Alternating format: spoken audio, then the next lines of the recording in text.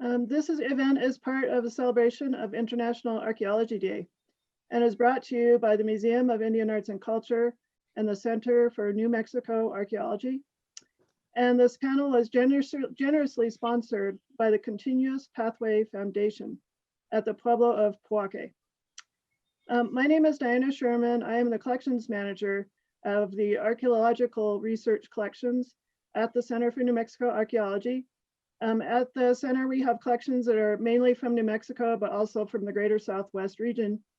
And the collections range in dates from as old as 12,000 years to really recent, maybe 50 years ago. The collections we store belong to the Museum of Indian Arts and Culture, but also obviously the state of New Mexico and all the people of the state of New Mexico, as well as some federal agencies and tribes. It is my honor to introduce this panel to you of experts who have been addressing one of the most significant problems that exists in the museum world, the need to improve documentation and access to archaeological collections. Too often, important cultural artifacts are stored on shelves, but are not well documented. This is particularly important with perishable items, as they are one of the rarest artifacts that we find in archaeology. And that is because they're perishable. So obviously they do not survive well as other things that we find. This project, and not only in documenting and there will be a database that will be accessible to the public on all the objects, perishable objects of the Four Corners region. So this is just an amazing project. And it's not only amazing from the perspective of the artifacts and the archaeology, but also the importance for cultural revitalization and collaboration with Indigenous and non-Indigenous artists and communities. So our first panelist, who I want to introduce to you, and our lead moderator is Louie Garcia. Louie is a traditional Pueblo fiber artist of the Tiwa, Piro, Pueblo heritage from southern New Mexico. He, over the years, has exhibited his work in many local museums and has talked extensively on the topic of Pueblo weaving. So I will introduce Louie in a moment, but I just wanted to address a few technical things. During this presentation, you can feel free to submit comments or questions, but we are asking if you are on Zoom to do that in the Q&A section. You can also watch this on Facebook Live, and you can make comments or ask questions in the comment section on Facebook. And we will address all your questions at the end. We hope to address all the questions at the end of the presentation. This will also be posted on YouTube, the Museum of Indian Arts and Culture's YouTube channel. It's being recorded and will be posted on that at a later date. So without further ado, I'd like to turn it over to Louie. Thank you, Diana.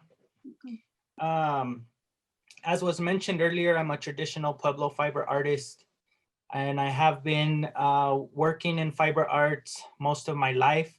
Ever since I was a young child, I grew up with my maternal grandfather, who was a sort of jack of all trades. He was an artist, worked in many different media, and definitely passed on that passion to me, particularly fiber arts, weaving, and working with my hands.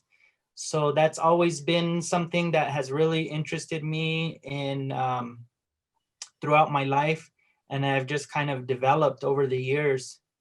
And it's kind of like a crumb trail, you know. One thing leads to another. You know, you start one project, and then you learn about something else, and especially, you know, that's really easy to do in the fiber arts world, because there's so much out there. There's so many cultures, ancient cultures and ancient traditions from all over the world that work with fiber arts, because it's working with fiber, I think, is a really basic human need, and something that we definitely see here in the Southwest. So I'm very happy to have been able to meet and work with my fellow team members And so I'm very happy to have had the opportunity and have been invited to put together this panel.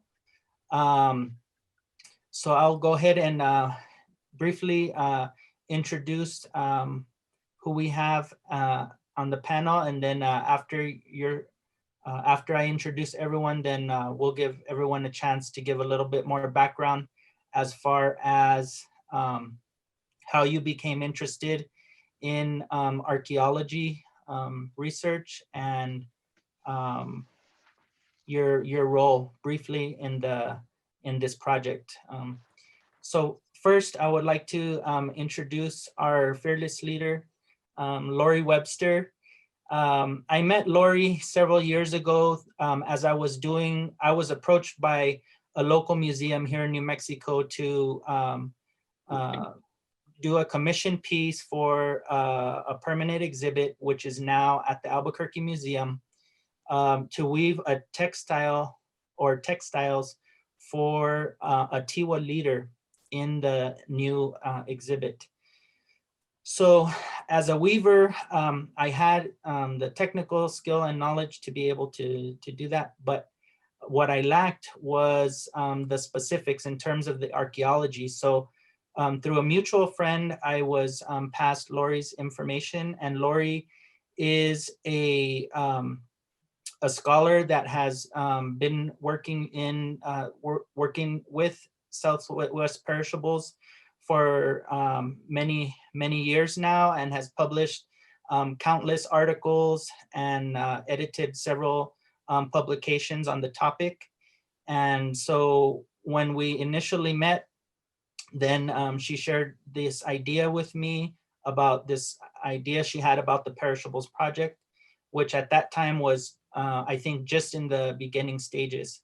So since then, I've been able to become a part of the project, and I'm very honored to be able to work with Laurie and collaborate with her on various projects. Chuck LaRue is a wildlife biologist that I have had the privilege of getting to know through the project. He is a wealth of knowledge when it comes to traditional technology in terms of prehistoric tools and weaponry, and is just an amazing individual with a huge background in terms of archaeology and birds and wildlife. So I'm very honored to be able to have had the opportunity to work with him on this project. I've learned volumes from him in the short few years that we've been able to work together. And two of the other Indigenous members of our research team includes Chris Lewis from the Pueblo of Zuni, who I've known now for several years, and we've also collaborated on many projects throughout the years. And we were I was very happy to invite him to join our research team with the Perishables project. He is a master basket weaver. He researches the topic and is also a very gifted weaver, belt weaver, and embroiderer, Pueblo embroiderer. And so he is also a wealth of knowledge in his background and his techniques. And so we gain lots of inspiration from the projects that we see together and the collections that we see. And Mary Weahkee is also one of our team members that has joined our team a little more recently. And but her background in archaeology also goes back several years with the Office of Archaeological Studies here in New Mexico. And her area of expertise is also working with yucca and turkey feathers, creating replicas of the ancestral blankets. So maybe that's a basic introduction, and I want to make sure and give everyone an opportunity to, if there's anything I missed or how you became interested in archaeology and or the project. So in that same order, Laurie. Well, hi, everybody. Really happy to be here today with this esteemed group of scholars. As Louie said, I've been working with Southwestern perishables for a long time. I started working with mostly with textiles about 30 years ago. And over the years, I've had the opportunity to work with most of the really amazing perishable collections in museums, including textiles from Canyon de Chelly and Chaco Canyon and Aztec ruins, and a lot of sites like that. And it was during my museum work with those collections that I kind of stumbled across these collections that we're focusing on for the Perishables Project that had really never been studied and pretty much ignored for over 100 years. And we'll be telling you a little bit about those in a few minutes. So I think that's all you need to know about me. Why don't we go on to Chuck? I'm a wildlife biologist, and I ended up I came to be involved in this project. I grew up on the reservation up on the Hopi, where my dad took a job up there, so I had native classmates, Hopi and Navajo both. But I had an interest in biology, and as well, you know, everything in the natural world. As years went by, as you explore the four corners, as I was doing, you know, you'd see, you know, remains of the vessels of the native people, prehistoric vessels, the pottery sherds, and you'd see the hand and toe hold trails over cliffs, and you'd see remains of their houses. And I realized at some point that I knew the plants, I knew the animals, and I knew, had so many native friends, and I just got to wondering, this curiosity came up where, well, how, I mean, I know this place and this landscape of the plateau, but I don't know how, I didn't understand from a biologist perspective, maybe how the native people, beyond just, didn't just survive, but entire cultures thrived with creation stories and lifeways and all of this knowledge of how to use the land and the animals and the plants. And that sort of led me into just trying to figure out how understand this sort of thing. And I ended up going to the 2011 PECOS conference, where Laurie gave a presentation on her first year of the Cedar Mesa Perishables Project, that she was showing photos of all these bird feathers. And birds are sort of my main interest. So we started talking birds, and she said, well, would you be interested in coming to Chicago and look at this prehistoric bird feather blanket? And I said, well, sure, yeah, I'd love to. And so you go back to Chicago, and that's like a really scary place. But anyway, that's how Laurie and I met. How I became involved in this project was just sort of a random happenstance thing, and the project's, you know, grown into what it's grown into, and meeting everybody that's involved. And so that's a little bit more of my introduction. Hello, Chris Lewis from Zuni, Pueblo. I think it's been a few years since I joined the program, and I met Laurie through Louie. He was going to visit a museum collection and asked me if I wanted to tag along, which I did, and got to, that was my first experience working with a museum's collection, looking at the stuff they looked at. I think with my work in the with basketry, textiles came about because of the importance of the materials in Pueblo culture. And in Zuni, up to a certain point, we didn't have more than a handful of people doing any type of basketry. So it was dying out here. So that led me to looking into learning how to do different styles of basketry, the technology involved, and being invited to during this project was a godsend, because it gave me access to the actual items instead of sitting there looking at photographs in books or on the computer, but to actually study the artifact in 3D. The way the stitches were done, what the inner materials, the bundles were consisting of. And that led me to learning traditional technologies, figuring out how they did it and things like that. So that's was a blessing for me. And I've always had an interest in ancient artifacts. We say ancient, but it's growing up in a traditional home, in a Pueblo home. If you look around and say, oh, it's old stuff, because they're on the shelves, they're in storage. We see them every day. So to go and see them actually in a museum locked away behind cabinet doors and stuff, where here at home, they're just open on the shelves and stuff. And, but it was a great opportunity to be a part of this program. So that's all I have to say. Thank you.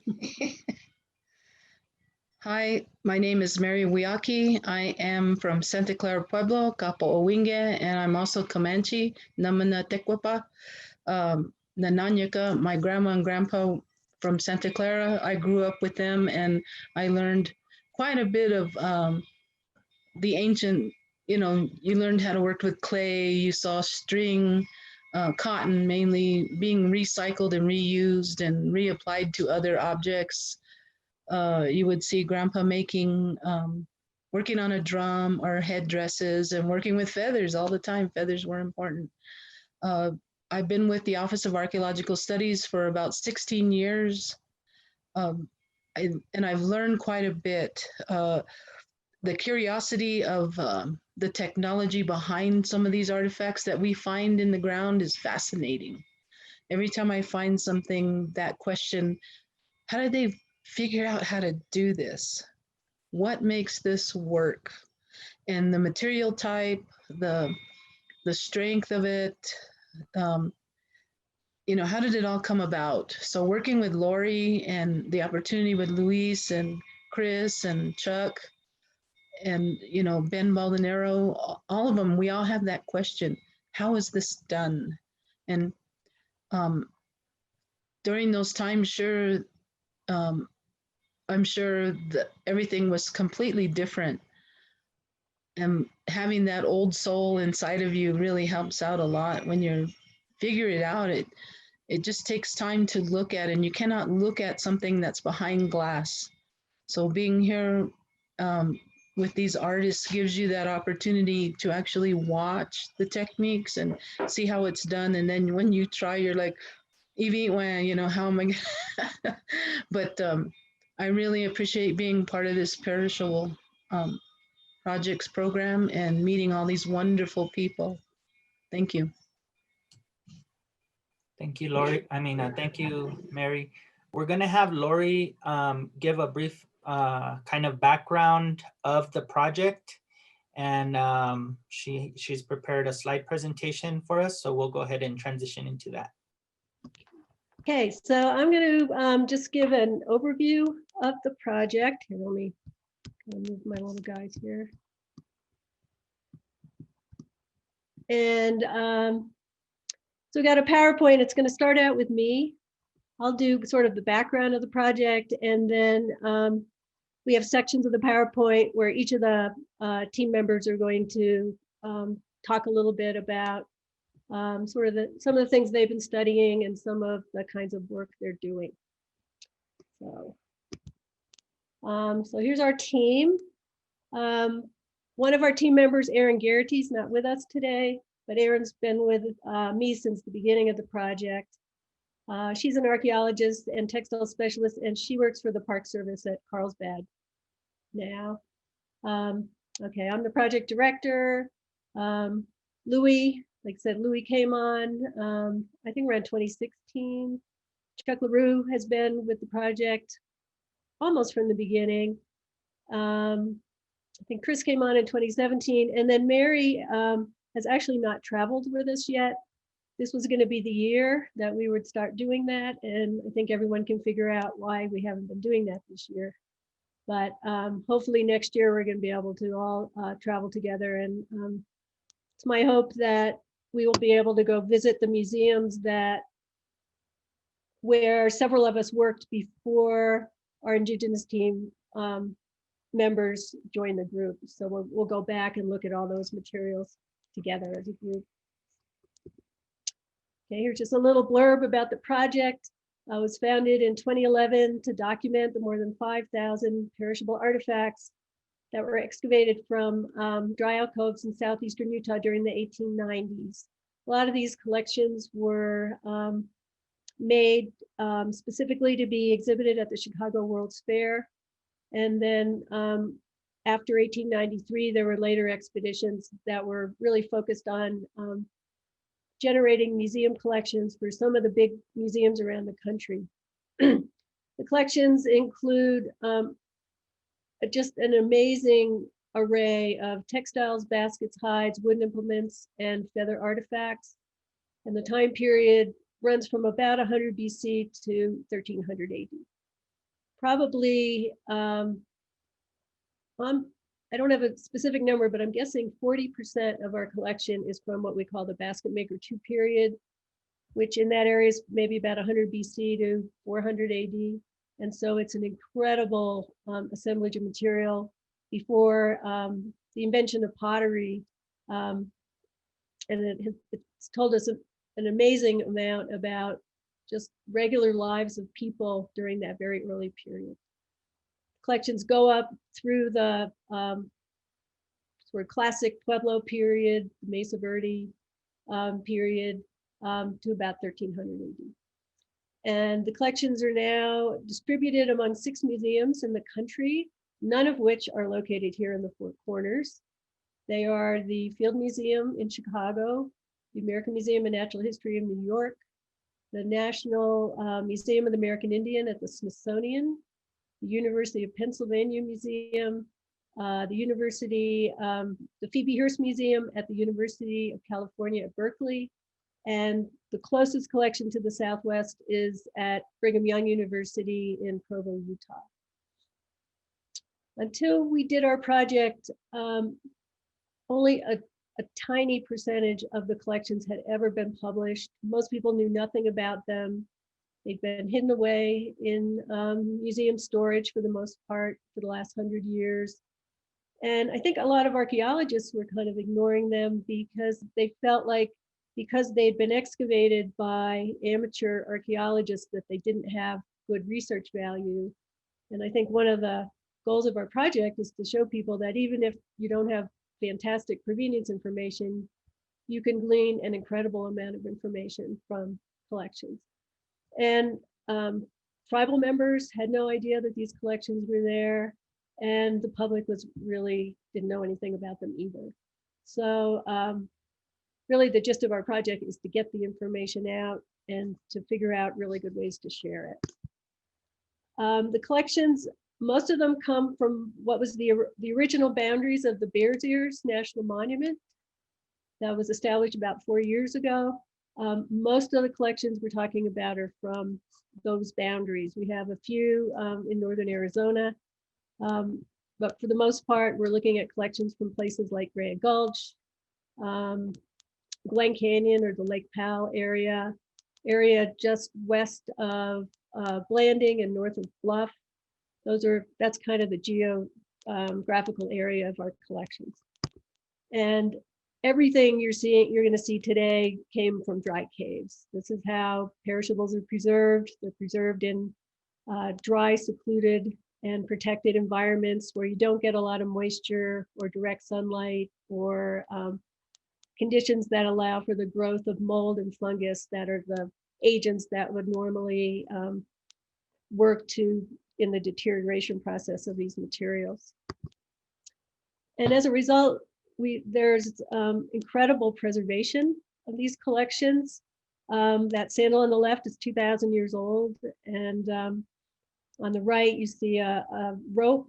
I think it's 120 feet long rope that's about 1,000 years old, and a yucca basket that was found with corn in it. These are really amazing collections, and we're really excited to share them with people. So in terms of who does what on the project, Aaron and I have been responsible for the initial documentation of the textile and basketry artifacts, and we've also done the archival research. A lot of our work is trying to figure out you know, exactly where these collections came from, their associations, and all the really important information that's needed when we finally share this information. Chuck is lead analyst of the feather, fur, wood, and hide, and also bighorn sheephorn artifacts. And there's just a couple of pictures of him at work, or a picture of him at work, and one of the feather bundles that has come out that's in these collections. That includes a scarlet macaw feather, dates about 1100 AD. And then in 2016, Louie and Chris joined our project, and they serve as textile and basketry experts for our project and also as cultural specialists. And then, as I mentioned, Mary has just signed on pretty recently, and so at some point she'll be coming with us too, and also serving those roles.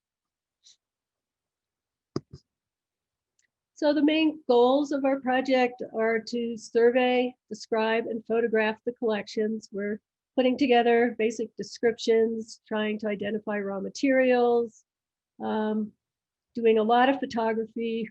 Probably when we're done, we'll have about 20,000 images, a lot of close-ups, because we're hoping that this information will be valuable for people who are interested in maybe doing replication work or learning more about the technology. And then we've kind of finished up to this point now. Just at the end of February, we finished our work at the UPenn Museum. And so we have almost all the collections documented now. There's a little bit of cleanup work left to go, but basically that's done. And so we're processing these data now, and then we're about to turn to our next phase, which is really how are we going to share this information with descendant communities, the archaeological community, and the general public. Over the years, we've done a lot of public presentations, a few workshops, and the goal after that is to try to be able to share a lot of this information digitally. We're hoping to develop an online digital archive, and the platform we're talking about using is TDAR, which stands for the Digital Archaeological Record. It's based at Arizona State University, and we are now talking with them about whether they want to take us on and help us develop a searchable database for users. And one of the thoughts I've been having is maybe we could develop specific finding aids for tribal communities and do some presentations with the tribes and to facilitate their use of these collections. And then the other final product that we're planning for is a multi-authored publication that will interpret the collections from multiple perspectives, both native and non-native perspectives on the same materials, and how do we look at things differently, and what can we learn when we incorporate multiple perspectives into our work. So one of the major research interests of the project has been documenting both the changes and the continuities in Pueblo material culture from the prehistoric past into the present. And to help facilitate that, we not only look at the archaeological collections, but we've been examining historic ethnographic collections from the various pueblos that are at the museums that we visit. So a lot of the collections at the American Museum, the Field Museum, and the Penn Museum were made between about 1890 and 1920. And so you see the persistence, or we can see the persistence of a lot of the technologies that we've been documenting from an archaeological context, the persistence of these materials well into the turn of that century. I just want to briefly mention an opportunity we all had last year, which was a trip that was offered through the Arizona Archaeological and Historical Society Traditional Technologies Program, a trip for a group of native weavers and non-native scholars to travel as a group to Oaxaca, Mexico to study weaving technologies down in Mexico. We had about a 2-week trip. This is our motley crew here. And I'm not going to go into this in much detail. I'll show you a few pictures, but if you ever want to try, we'd be happy to do a whole presentation on this sometime. The value for us coming down as scholars, both native and non-native scholars, is we were able to see a lot of items in use that, you know, we've seen in the archaeological record up here, we see it in the ethnographic collections here, but have kind of fallen out of use in modern times. Down in Oaxaca, mats are still incredibly important, baskets. A lot of those technologies are still just present in everyday life for people down there. We were able to experience various dyeing methods in different communities. This one with a type of bark. And we could watch people processing raw materials, using a lot of the implements that we documented archaeologically. Down there, they're still being used to fluff up the cotton fiber and process fiber. You can see mats being used as everyday surfaces, and certainly that's how it was in the Southwest, probably at least up to Spanish contact. So we're able to see the kinds of artifacts we study down there. We can see them still in use, and learned a lot from the people that we visited. And we also had the native members of our team also had a chance to share information about their weaving traditions with local weavers, and we had some great back and forth communication as the information was shared, and it was just a wonderful experience. And I think if you want to ask any of our team about it, we're just going to gush about it because we all had such a good time. So what we're going to focus on today is the kind of research we've been doing with collections, experimental replication processes, and revitalization efforts involved with Pueblo perishable traditions. So I'm going to turn this over to the various members of the team, and we're going to start with Chuck, who has done a lot of research and replication with the wooden artifacts. So I have a few slides for him. And for those team members, why don't you just say next slide to me when you want me to move on to the next slide. So, okay, so Chuck. As I went through the project with Laurie, because these guys that gathered all this material in the 1890s, they tended to grab a lot of stuff, and you could just see, we'd see finished artifacts and we'd see things that were completed, but in various stages, and you could see just by the production marks and all that type of thing, you could see the techniques they were using. You know, you could see chopping and sawing lines from stone saws and stone axes. You'd see where they would split material as they were reducing it down. We saw some evidence of burning. We'd see evidence of wood being bent in S-shaped sticks and crook neck staffs.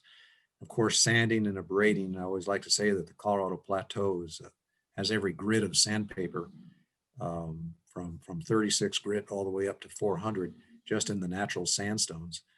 You see evidence of shaving, using blades to shave, drill holes, graving, burnishing things with these real high polishes. So as you went through all this stuff, you could see all these fundamental techniques in the manufacturing process. And we'll move to the next one. So here's an example of a piece of wood, a waste piece that was discarded and ended up in the collections.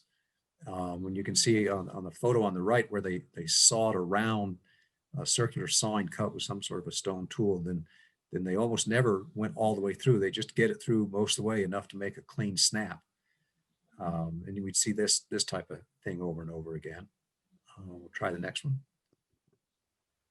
Here's a dart foreshaft blank that shows the stages they used. If you look on the right, there's a very deep parallel slot, and that's almost impossible to create by sawing with a stone tool, but with a little, and apparently from what I can tell, this may be a very, very ancient slot production technique. It may go back to Folsom period, from talking with one archaeologist on a dart that came out of an ice patch. But so this is the example of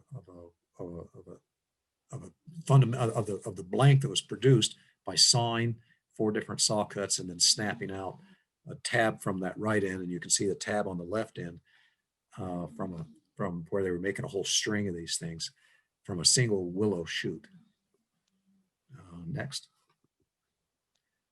Here's a replica of mine on the right and an original S-shaped throwing stick. And, you know, both of these are made out of oak, and just fiddling with this stuff and just experimenting, trying to figure out how to make these things, discovered that oak is really bendy. If you heat oak in its own juices and its own bark, it'll soften quite a bit, and then you can bend it into some simple shapes. And I was puzzled by the S shape on this particular case, these S-shaped sticks. We knew that Hopi rabbit sticks and some of the more historic rabbit sticks of the Southwest were a single bend, and it took a long time and pondering, trying to figure out exactly how they did it. And I think what they did is they bent it around basically two trees growing next to each other. You'd cut a piece of green oak and heat it up in a fire for about a half an hour, and then drop it between 2 close tree trunks, and bend it, and then let it set up. And I was laughing about this stick on the right. That's replica of the one from Moki Canyon, and I somehow managed to match it real well. I don't know if I could ever do that again, but you get lucky once in a while. But this is an example of how heat can be used to create the shape of a piece of wood. On next one. This is a crookneck staff. There's an original artifact on the left and one on the right. And this is made out of oak that was heated and then bent around a branch. And I'm just pretty sure the one on the left had to have been heated green and done the same way, because it's very simple to do. And I've made a number of these, and the one on the right, I probably hiked, I don't know, 1,000 miles with it now, and I just made this thing just to see what it could be used for. And it's a great trekking pole. I've used it to shake acorns and pinion nuts out of trees. I used one just the other day in Butler Wash in Utah to cut a couple of steps to go up a cut bank down in the wash bed. So they're really, really useful. And these things show up a lot in the archaeological record, not just in the Four Corners, but elsewhere. An interesting one is John Wesley Powell talked about following a native guide, Shiwitz Paiute elder, through some of the Grand Canyon country. And John Wesley Powell talked about how everybody among those Paiute people had crookneck staffs with them. They were almost an essential tool. And these also show up in Mimbres pottery. And they're not really well known as a tool.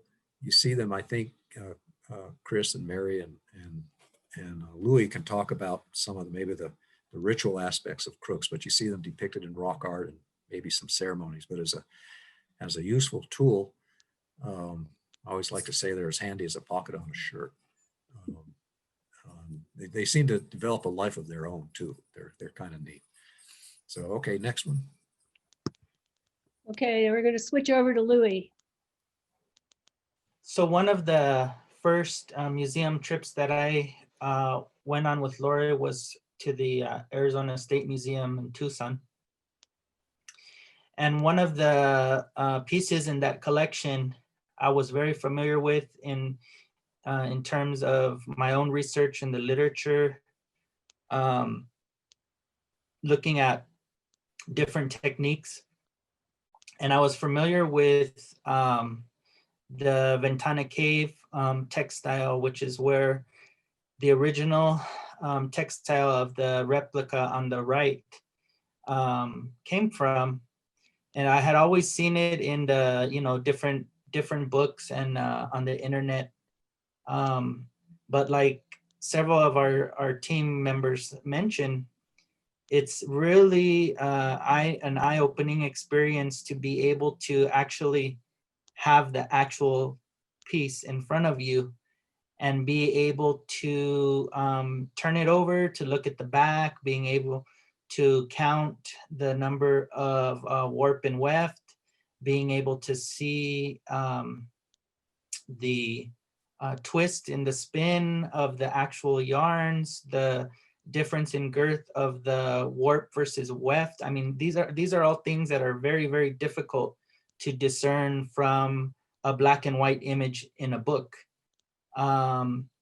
So just having this opportunity to be able to actually study the actual textiles just really cracked open a whole other world for me as a Pueblo fiber artist, to be able to interpret and discern various techniques and some of the finer details of spinning cotton yarn, for example, and looking at those finer details.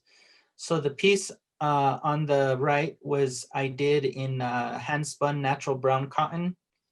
And the technique is called weft wrap open work, which has long been extinct in the Pueblo Southwest for well over 1,000 years. And the technique is pretty common, was pretty common about 1,200 years ago. And we see the influence of this technique coming up from Mesoamerica. And so through things like that, we can get a pretty good sense of how various cultures of the prehistoric Southwest were interacting.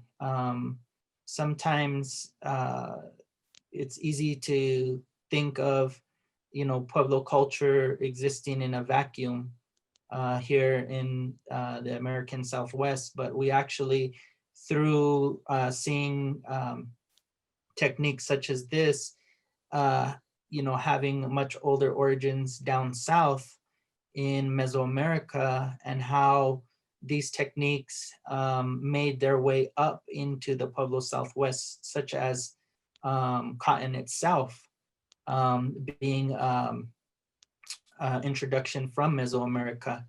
And in our own Pueblo oral histories, we talk about various groups of people moving across the landscape, and particularly in reference to various clan migrations of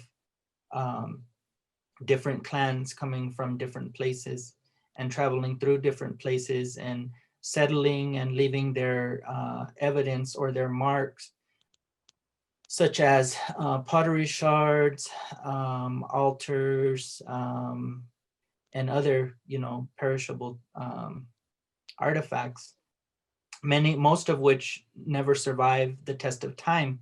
But once in a while we get lucky, and interestingly, Indigenous people of the Southwest have an ancient tradition of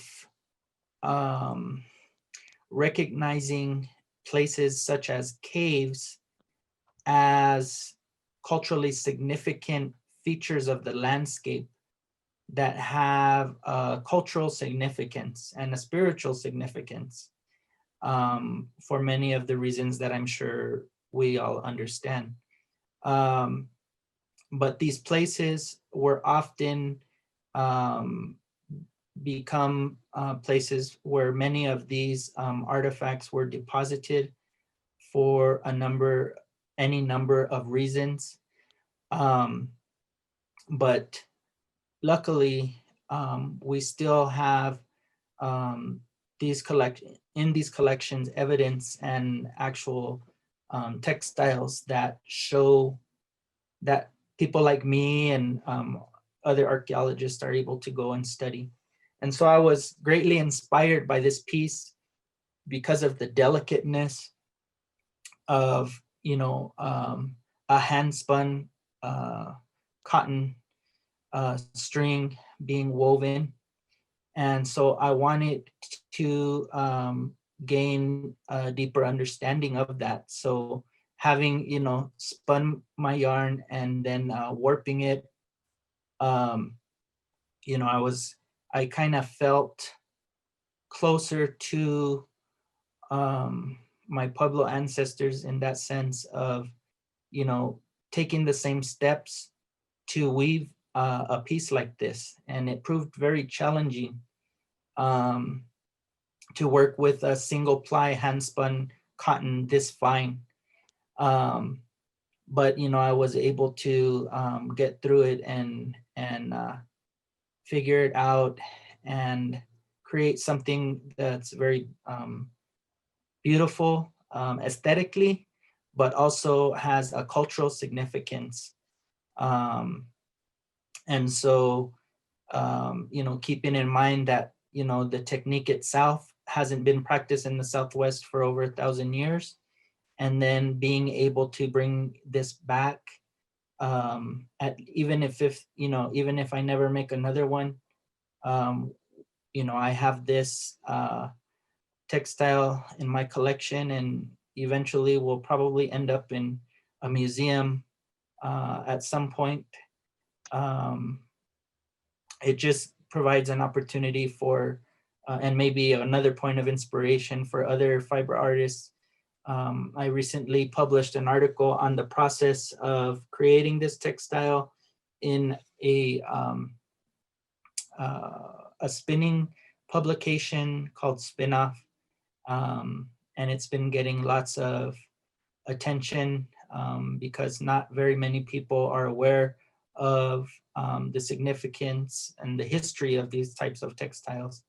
But something that's always inspired me and intrigued me ever since I started doing my own research on Southwest textiles. Next slide. So one of the things that we definitely see through the collections is the continuity in the use of the various loom implements. And from the diagram, we can see that in Southwest Pueblo looms, we see that it's essentially two cloth beams suspended from the ceiling beams and anchored into the dirt floor of usually of a kiva or of a room in the dwellings that most likely had religious significance and purpose. So also just in terms of, something being anchored in the earth and extended or suspended from a ceiling beam or from, the heavens, kind of creates that sense of creation between, different dualities. For example, the earth and the heavens, male and female, summer, winter. So these dualities coming together, and just the textile in and of itself, dual in nature of warp and weft, creating a horizontal and vertical axes interlocking with each other to create a fabric. And so this becomes very important in terms of how our ancestors viewed the art as weaving. To our ancestors, weaving was not just about creating clothing to protect ourselves from the elements. It was imbued with much spiritual significance, and the act of weaving in and of itself is sacred, and the knowledge in and of itself is treated that way even today. So when I was learning from my grandfather, I would always observe him and watch how carefully he handled his tools and how carefully he put them away when he was done. It's not like they were just left around, thrown around anywhere. He took very good care of his tools and handled them very, very carefully. because they're essentially sacred. The tools themselves are sacred, and the fibers that we're working with are sacred, because the cotton, one example is that cotton in and of itself, for us as Pueblo people in the Southwest, being primarily agricultural people in a desert environment, we are ultimately dependent upon the moisture from rain coming to water the crops, because it was mostly dry farming practices that were being practiced long ago in the different regions where we find dwellings today. And so this idea of working with these dualities and recognizing the antiquity of the weaving knowledge and all that comes with it in terms of the spiritual and religious meanings is something that is not taken lightly by most Pueblo weavers. And so those that continue to practice the tradition, we essentially become at the service of our communities and beyond, because weaving has become such a specialized art, always has been a very specialized art form, because it's essentially a code that takes skill to learn and lots of practice to master. And once an individual becomes adept at the various techniques to create the textiles, then they become in high demand from various artists. So we're constantly taking orders and filling orders from Pueblo members that need certain textiles for religious purposes or social purposes, because that aspect of our culture is still very much alive and well. Next slide. So here, I was talking a little bit about the tools. We essentially looking at these various tools from prehistoric period, from 1200 plus years old, to historic period, which I believe these particular ones, well, the batten on the left is a prehistoric batten,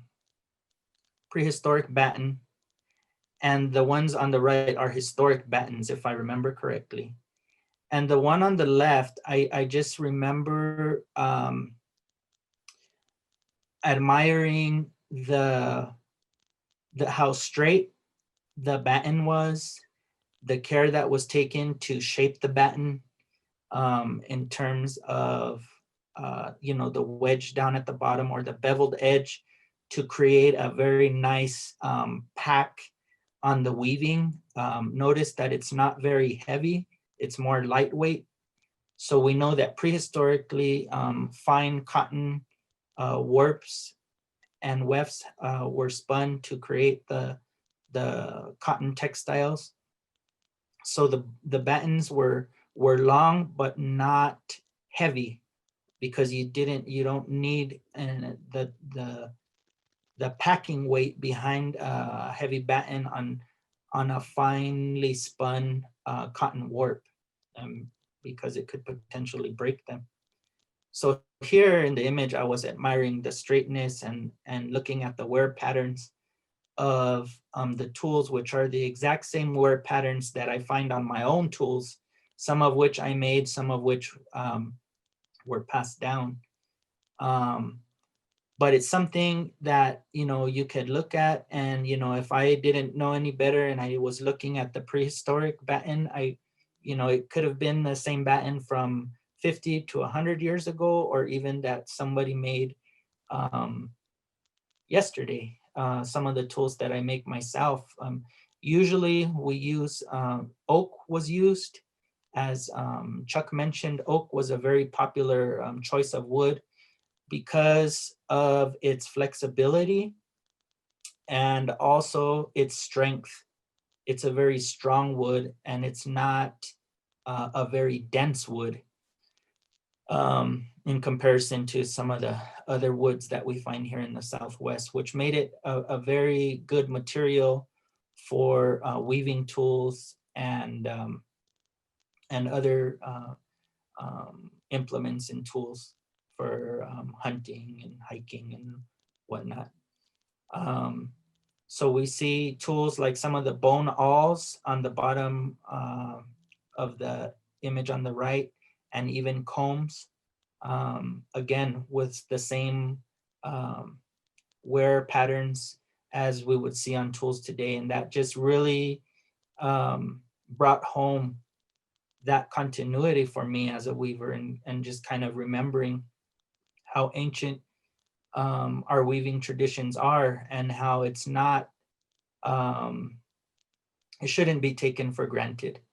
So being able to, I don't think there are very many people who can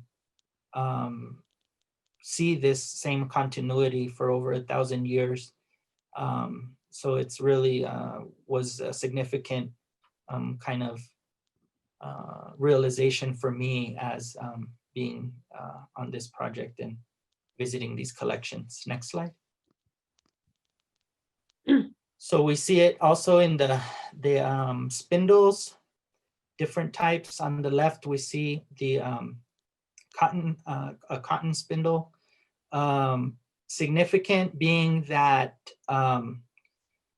we see that the whorl on the prehistoric spindle is much smaller and closer to the bottom of a shorter staff than we see on the historic spindles, where the whorl is closer to the middle.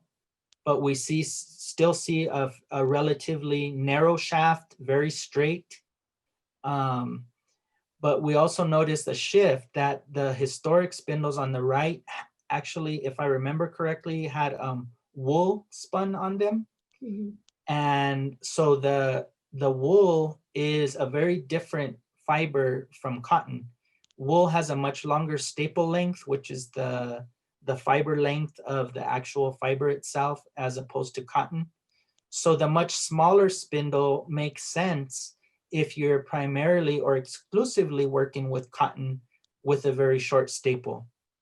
Whereas wool needs a little bit more weight, so you need a little bit more counterweight for the centrifugal force to keep the spindle spinning for the spinning of wool. And you don't need as high RPM spinning wool than you do cotton, because wool does not require the same amount of twist as cotton does, which cotton requires a much greater amount of twist to make a sound yarn. So that's one of the changes that has changed a little bit. I don't think I don't know any Pueblo people other than myself that's experimented with these different tools that use a similar spindle to the left.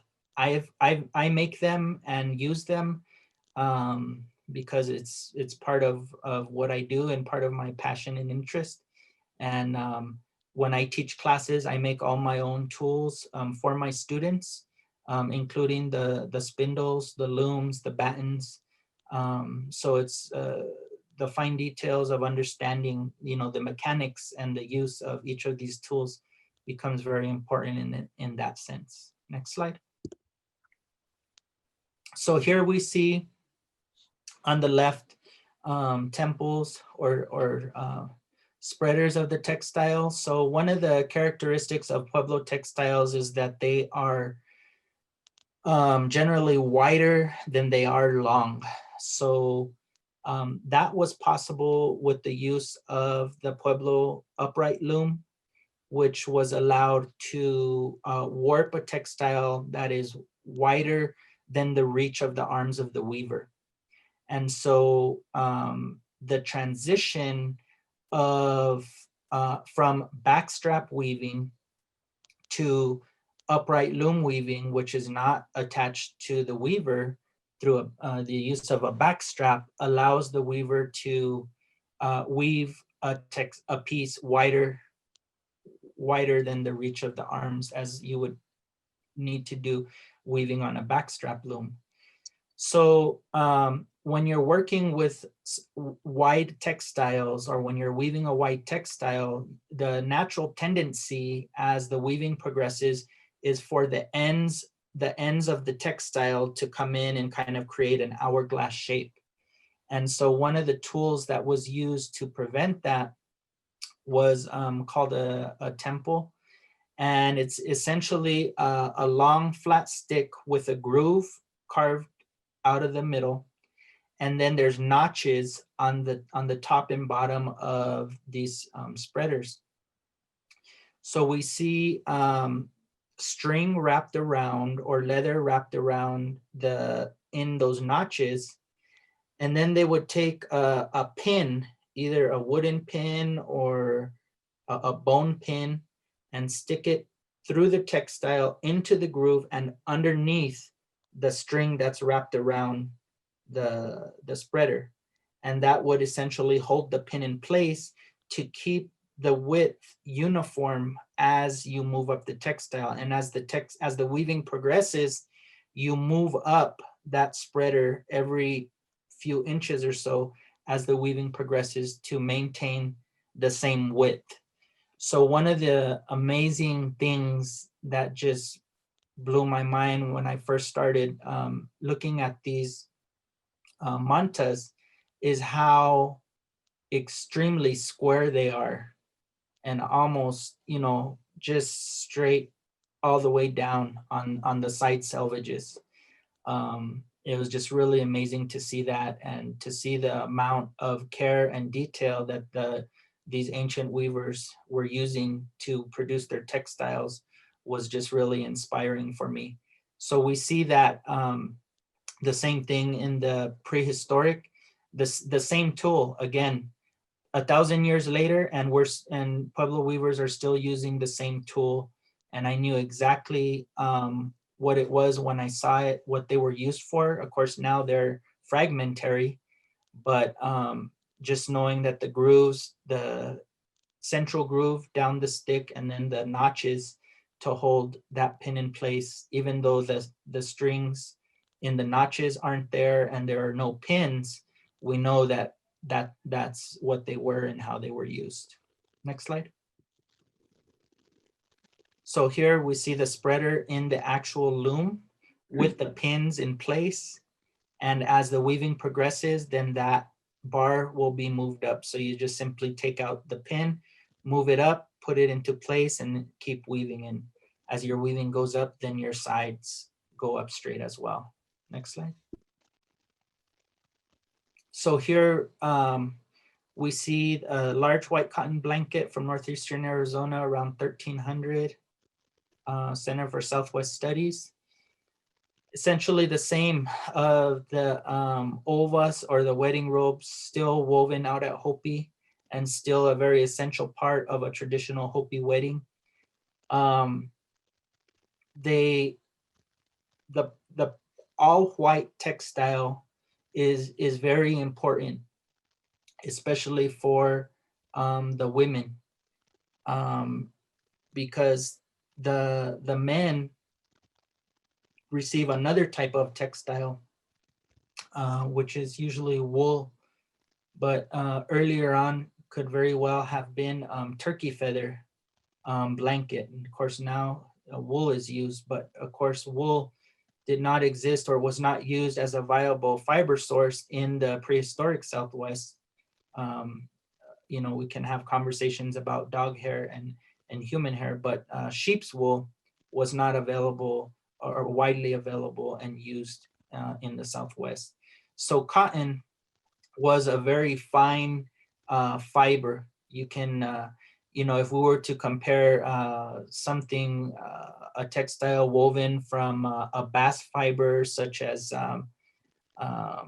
opossum, Indian hemp, or even yucca, there's no way, it would be very difficult to get that worked down enough to where it creates a very soft textile, whereas cotton could be spun and woven. It creates a very lightweight textile that could get wet, that is not going to get wet and dry relatively quickly, and still remain breathable and insulative. So the cotton in and of itself, again, representing the rain clouds, when it's woven into a textile, it also represents a cloud.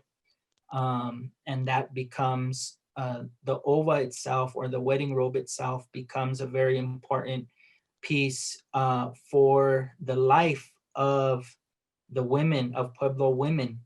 They all had to have their wedding robe, so that they, by the way, receive at the wedding, during the wedding ceremony. And that becomes important in life, because at the time when their life ends, then that becomes their magic carpet, if you will, back to the spirit world.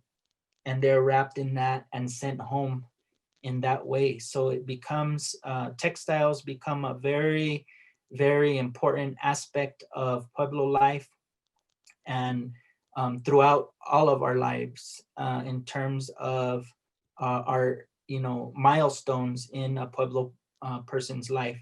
So from birth, at birth, we're given textiles. At initiation, as we get initiated into adulthood, then the textiles are given.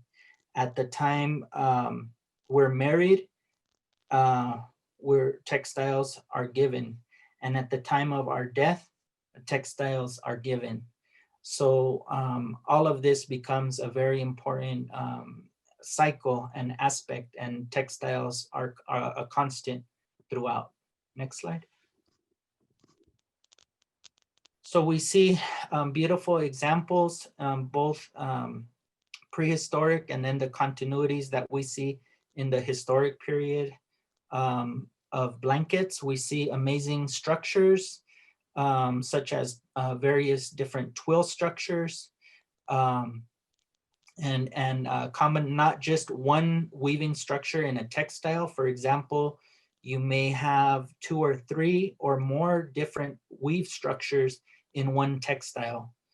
The color palette is also something that was very interesting to me and exciting for me, because for a long time, all I had to study were the books, and in many of these books, the pictures are black and white.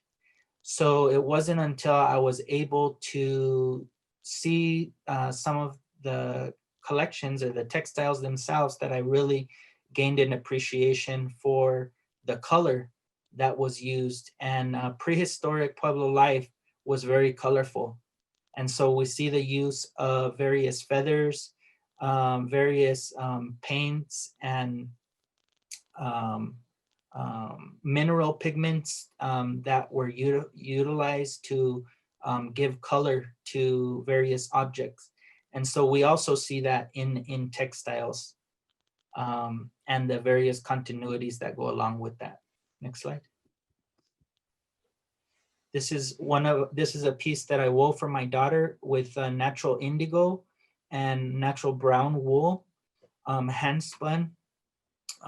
It's a piece that I did, one of the first mantas that I wove for her. It has the diamond twill and diagonal twill. So the indigo borders on the top and bottom are indigo with a natural brown. And then the middle section is a diagonal twill, natural brown. So this was one example of the continuity of weaving those textiles. Even though it's not cotton, we see the continuity of various twill patterns surviving, and after the adoption of the use of wool in textiles. Next slide.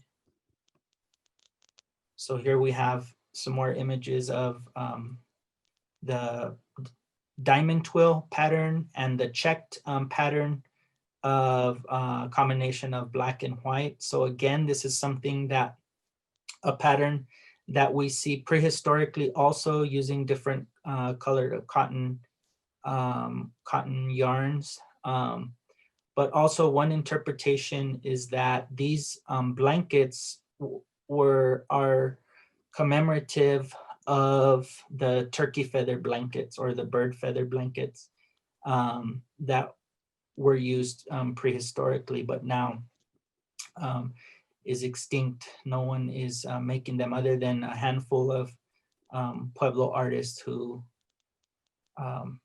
choose to experiment in that with that media. Next slide. The use of braiding or the spraying technique is another continuity that we see. The use of cotton to create these tutu patterned spraying sashes, particularly, we still see alive and well in the Hopi villages primarily, where the wedding robes are still braided from cotton string, and the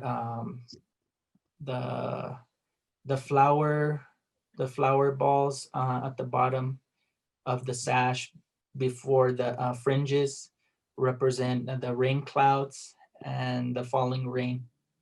And so again, it's the invoking of moisture and water for good crops and for balance and for harmony on earth.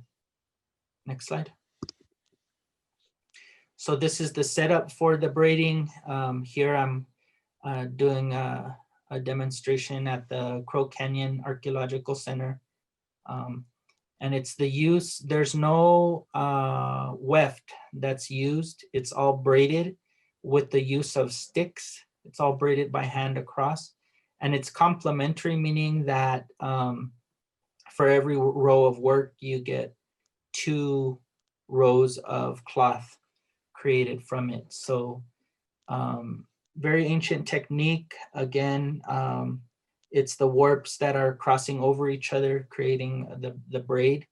And it's just the sticks that are rotated through to transfer the braid across is very ancient technology, but also, not common knowledge by everybody.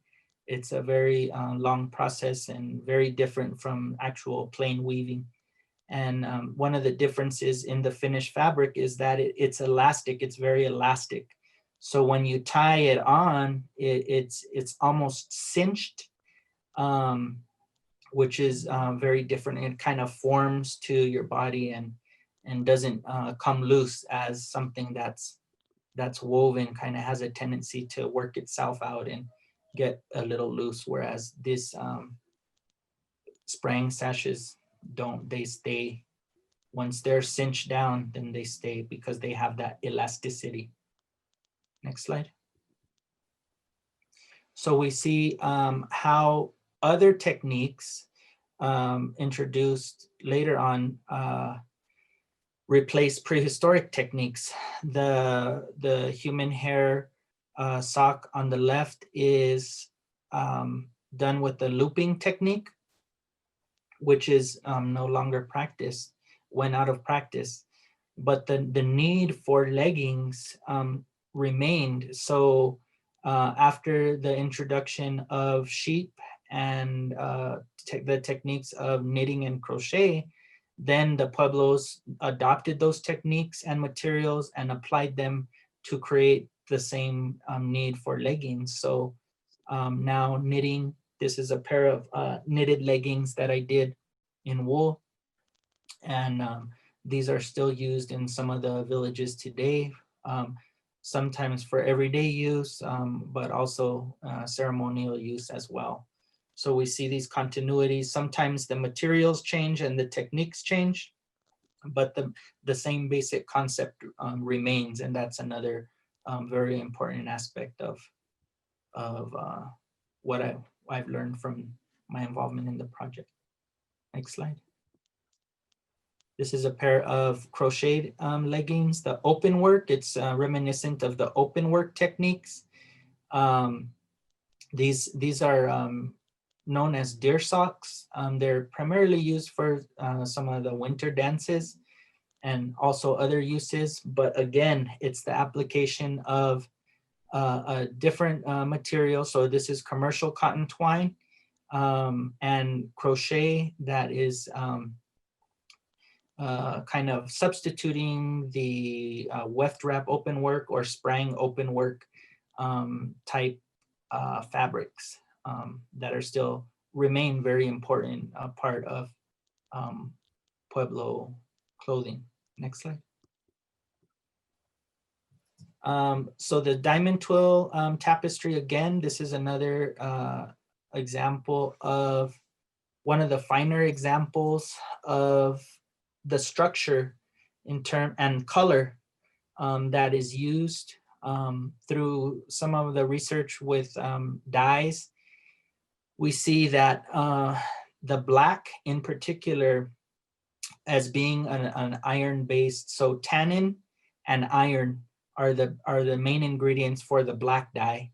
But over time, iron is very harsh to any type of fiber. So we see that there's kind of holes in this textile, and particularly wherever there was black, that tends to deteriorate because the iron in that's used to create the black just really deteriorates at a much faster rate. But what that creates is the weft deteriorates and leaves behind the weft. And so the white weft and the red weft we still see, but most of the black has disintegrated as a result of the tannin and iron in that to create that particular dye. Next slide.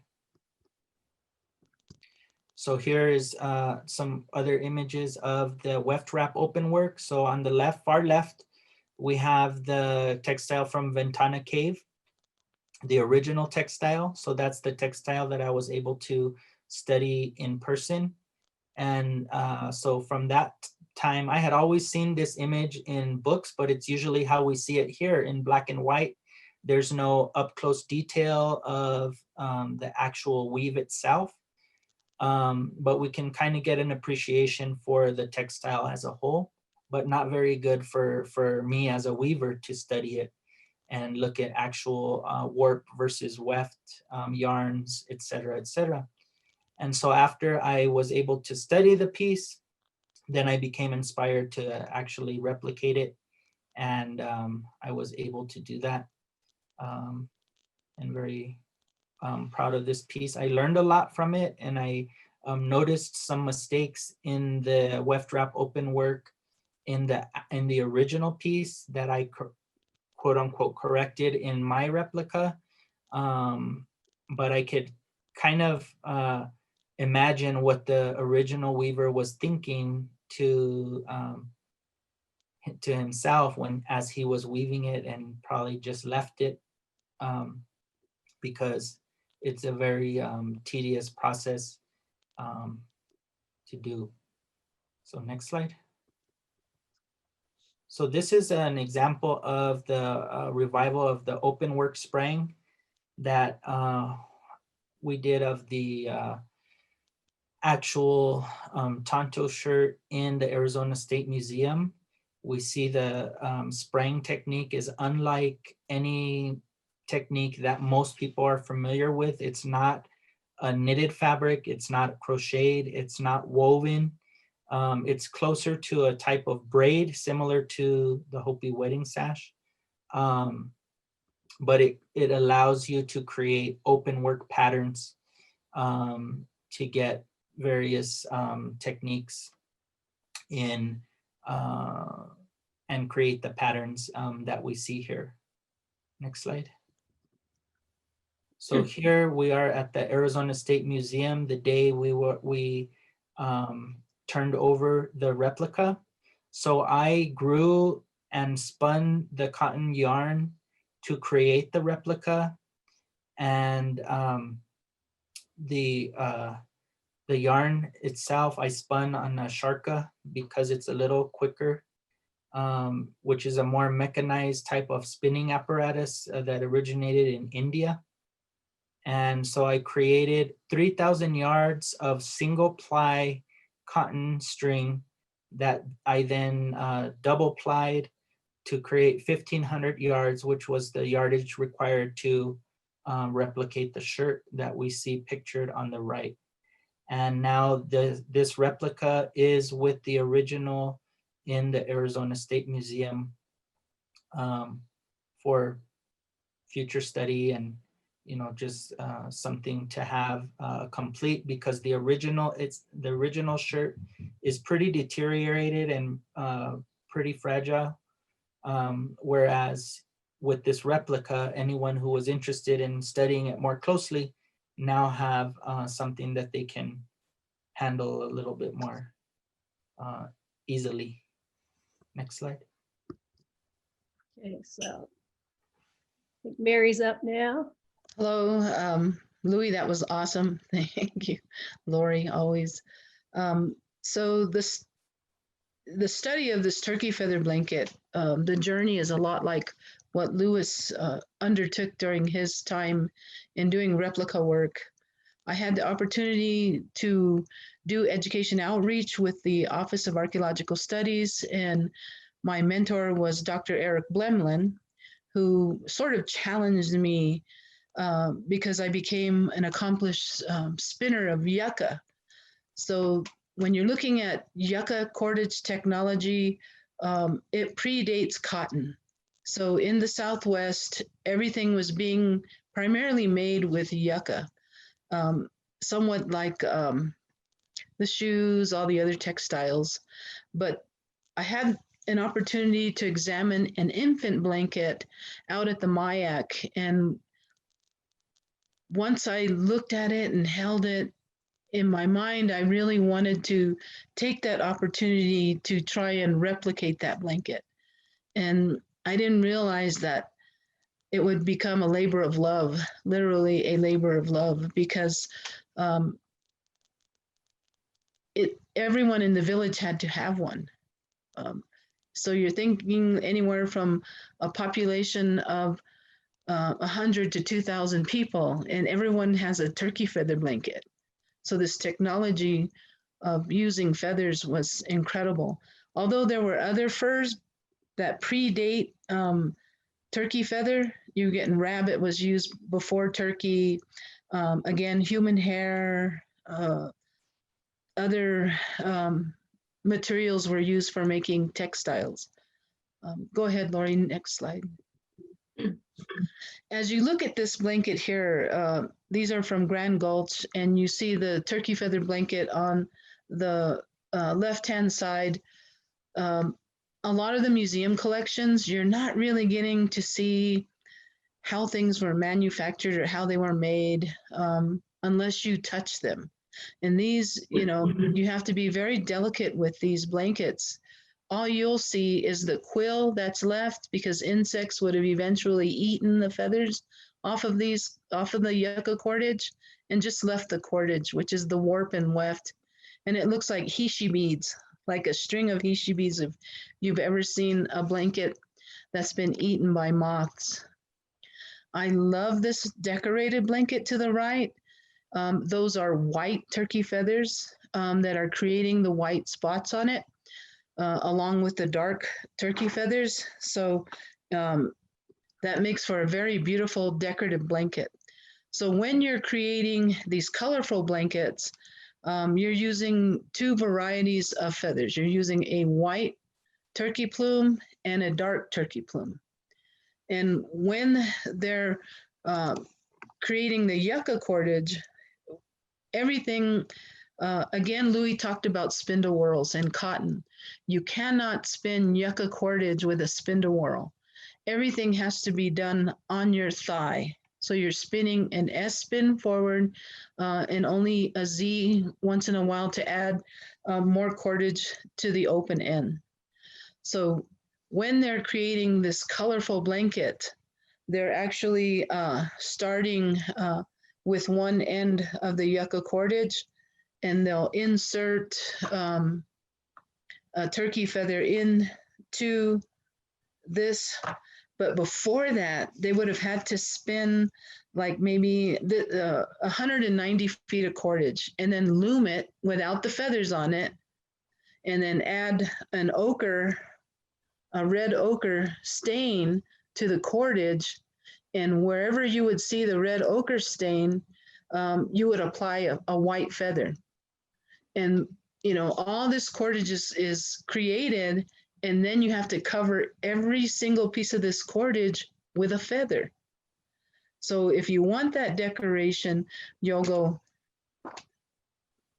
dark feather, and oh, look, there's some red ochre. So now I'm gonna go white feather. So once that part is complete, then you go back, once this all has feathers on it, you're gonna go back and loom it and line those white feathers up and get that design on the right-hand side that you're seeing with this turkey feather blanket with the white dots. Go ahead, Laurie. Here I am in the very beginning of this process of collecting turkeys. Turkeys come from the south and they're brought in a trade. So you're looking at domestic birds coming in around basket maker 1 and 2 time periods. So these birds are the first domesticated animals, along with the dog, that the Pueblo people have to use as a material source. Again, prior to turkey, it was rabbit fur. And to tell you the truth, they were also incorporating their dog's fur into some of the blankets and some of the textiles, shoes, other things that they were making back in that time. But a turkey feather was the prize. Again, everybody has one. So part of looking at this blanket was not just the idea of making it, but collecting the data. So in order to do that, there's a lot of birds that have to be looked at.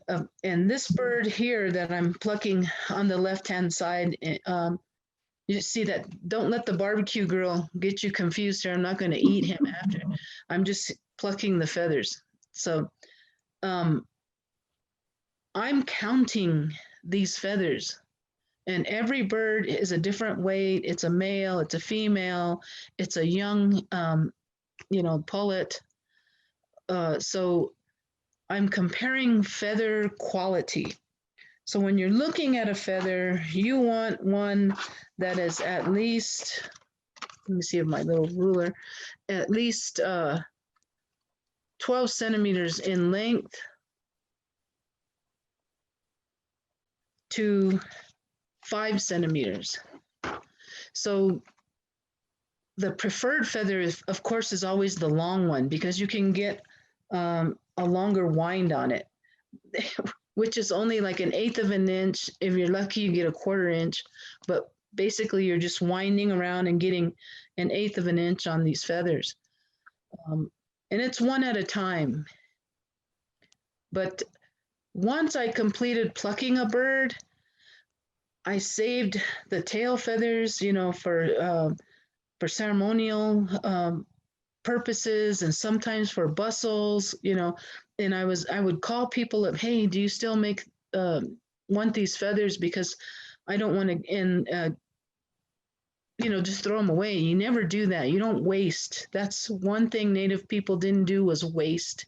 So there's always that extension of going out and, hey, you need these? Do you want these? Hey, can I give these to you? And for some reason, I would go out and do outreach. Nobody cares about what I'm doing or what I'm weaving. It's just like, are you going to use those feathers?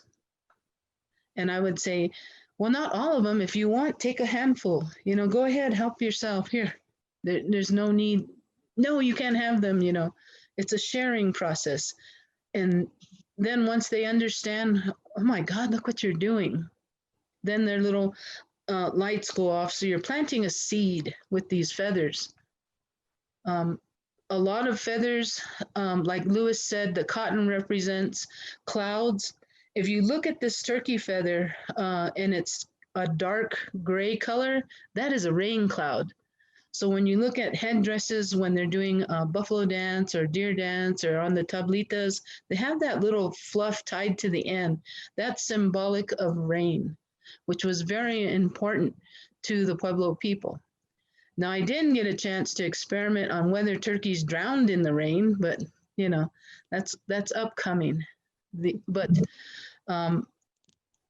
I got so good, I could dismantle a turkey with all the feathers in an hour, sometimes less.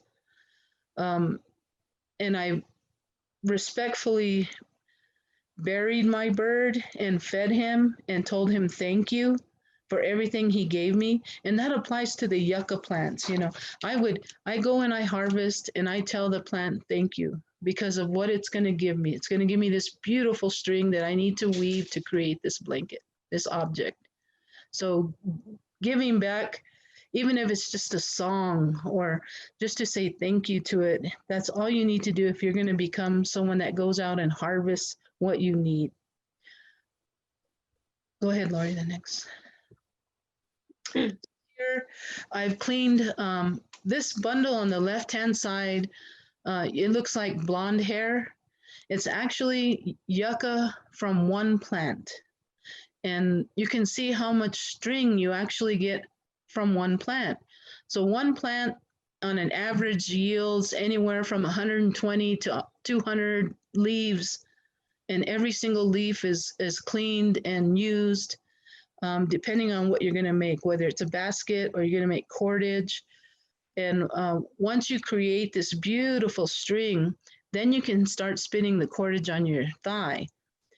In this bucket, that is 190 feet of yucca cordage hand spun, and that's 36 plants. So the time that it takes to do this, like I said, you have to have a love for it. And you can sit down, do it for a while, and then go back to it. I've gotten to the point where spinning cordage is a lot easier than it was in the beginning. To get even strands, you know, how to draft it and create evenness within the cordage was a trick, but I accomplished it. And I'm able to probably do anywhere from 15, 20. If I'm not bothered, I can do 30 feet in an hour. If someone's bothering me, then it's, you know, I have to stop and it takes a while. But for the most part, you know, it's a lot of fun. Just, it's therapeutic almost. So yucca is a very durable plant. It has the highest tensile strength out of all the plant materials that you work with, better than sisal or jute. One of the other plants that I'm experimenting with right now at this time is a bark fiber from the Indian hemp. It grew at the Office of Archaeological Studies. So maybe creator said, okay, Indian, you've learned that. Here's some Indian hemp you need to work with.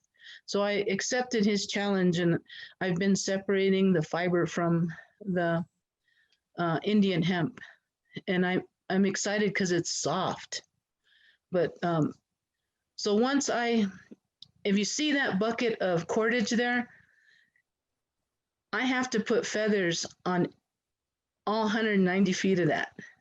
And it's one feather at a time, remember. So the feathers, and can you move it one more time? Move. What I'm doing here is I'm taking this feather and I'm inserting it into the yucca cordage, the quill. So here is a quill, a wet feather. Look at that. And the reason why you have to soak these feathers is because if you were to use a dry feather, the quill is very hard and it would snap once I started to wind it. But with a soaked quill, you can see how nice it just winds around. And so what I'm doing with the bone tool and Chuck, see, without tools, a lot of times you can't accomplish what you need. The way yucca cordage is spun, it opens and then it'll lock. And if you had to stop and open that every time you had to stick a feather in, it would take a long time. So I appreciate bone tool technology, and I have my bone tools that I use. I prefer bone tools over metal tools because metal tools, even though they're, dental picks and whatnot, if you were to look at it under a microscope, you would see barbs on these metal tools. But with wooden tools, it's nice and smooth, and the more you use them, the smoother and shinier they get. So my preference to tools is, is bone or sometimes stone. I use all kinds of tools, but this one in my mouth, if you look at it, it has a flat base.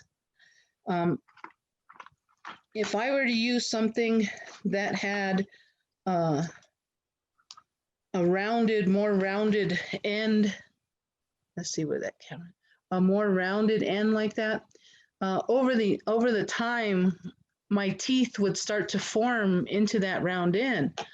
But with this flat bone, you can see how flat that is. My Pueblo teeth, my shovel teeth, don't get terrorized, and I can still talk.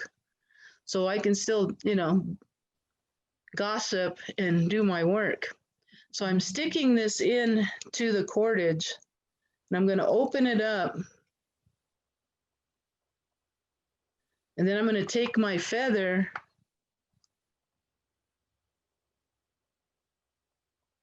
and I'm going to insert it. And then I'm going to wind this around. And the reason why we're winding, it's not just an idea that's how it stays on. There's a purpose for this winding of this feather. First of all, I'm hiding the quill, which is going to hurt me or stick me. And I'm pulling it pretty tight. So now you don't see the quill. You hardly see any of the fluff on this feather, but this will fluff up. What is going on is once these feathers are wound, it's going to create a shelf of thermal collector. So it's going to collect all my warm air, and it's going to stay against me once I put the blanket on. And believe me, they really do heat up. So one at a time, 190 feet of cordage, one feather at a time. Okay, next slide, Laurie. So now I'm showing you that it looks like a wet cat tail. And like I said, it doesn't really fluff up right away, but within 10 minutes after, this is sitting in the wind, then it's going to dry up and it will create that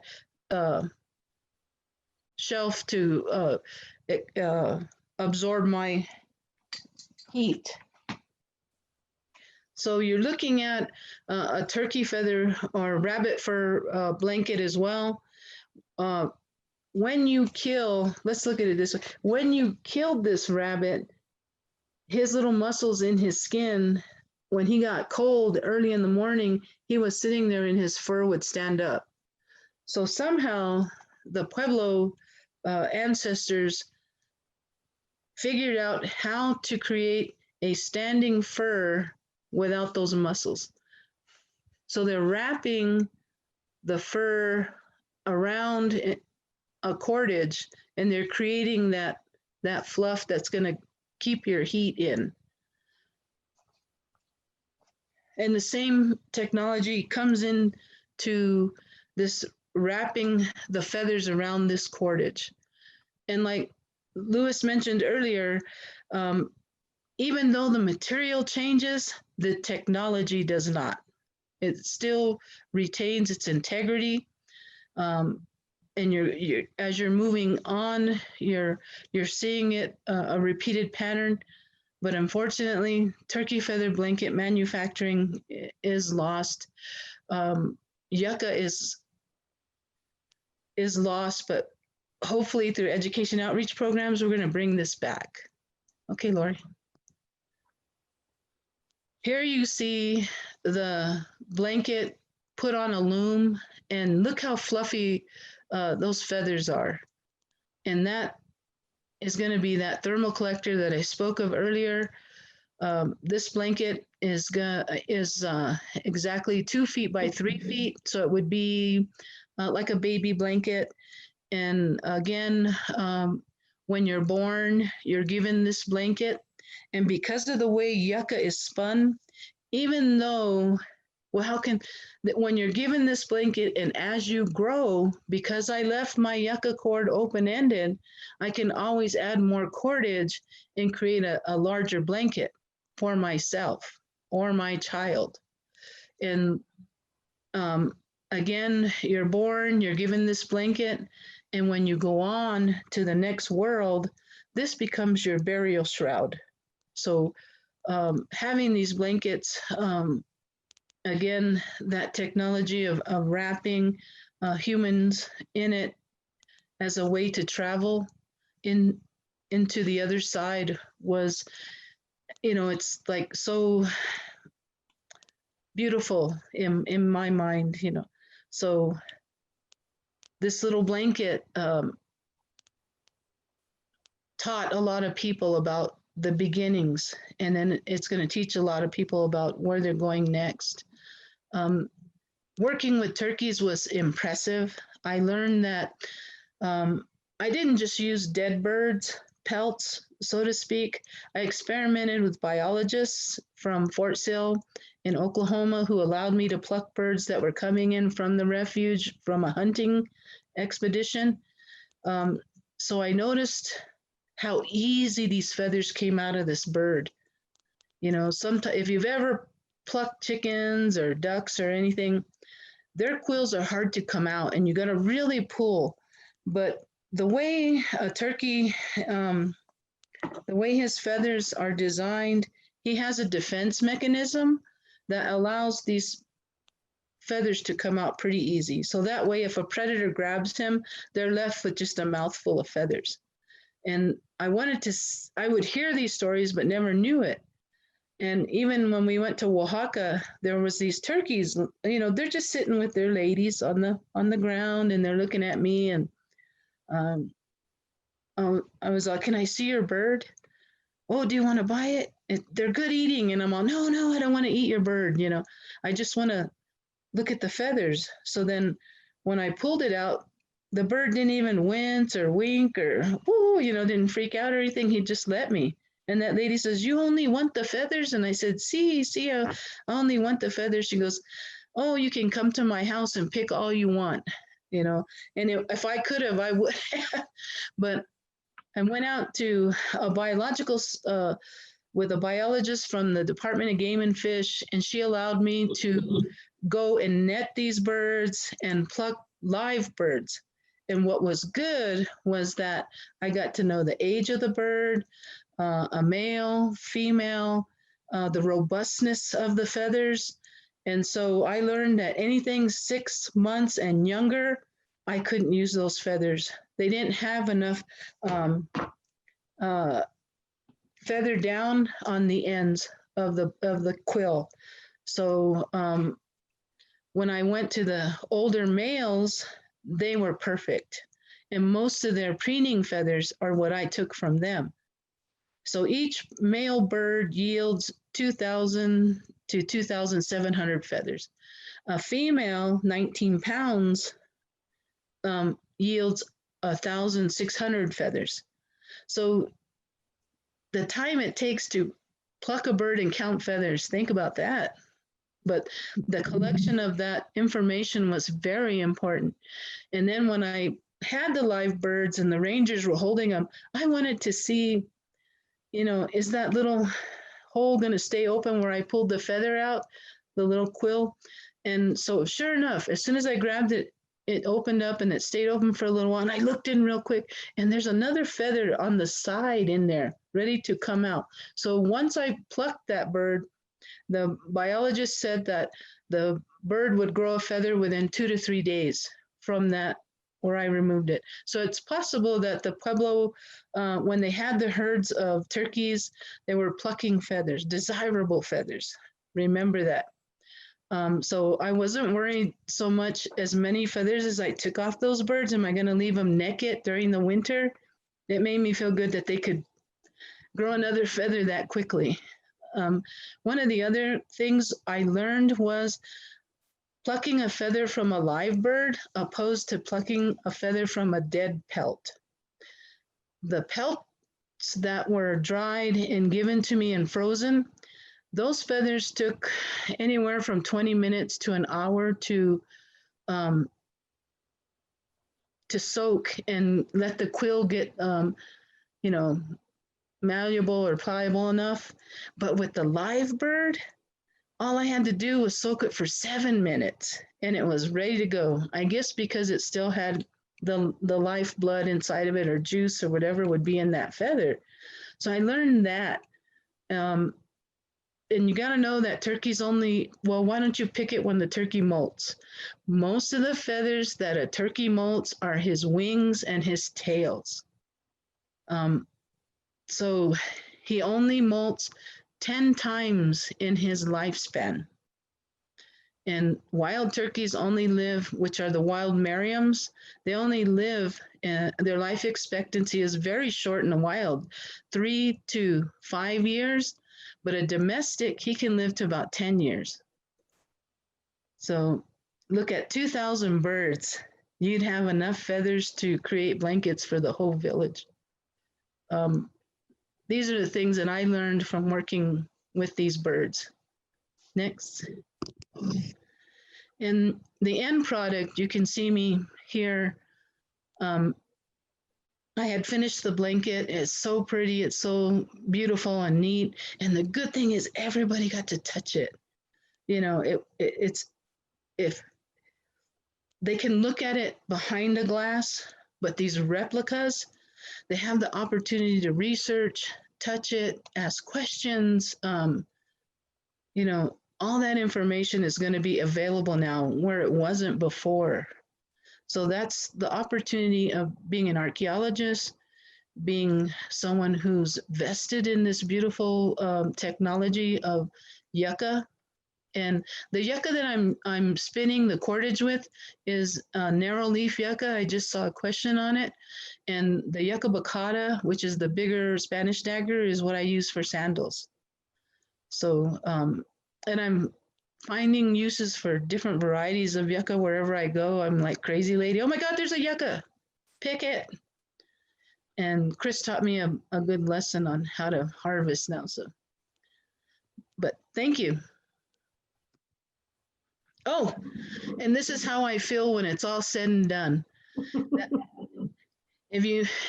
I said I'm baked. If you've ever looked at, if you're an archaeologist, you understand this joke. It is a Munsell chart, and we use Munsell charts to describe soil, color, and we'll write it down, you know. So this is, this is I always crack up because I use this when I'm done. I'm cooked, my bird is perfect, and it has the perfect Munsell color. But thank you.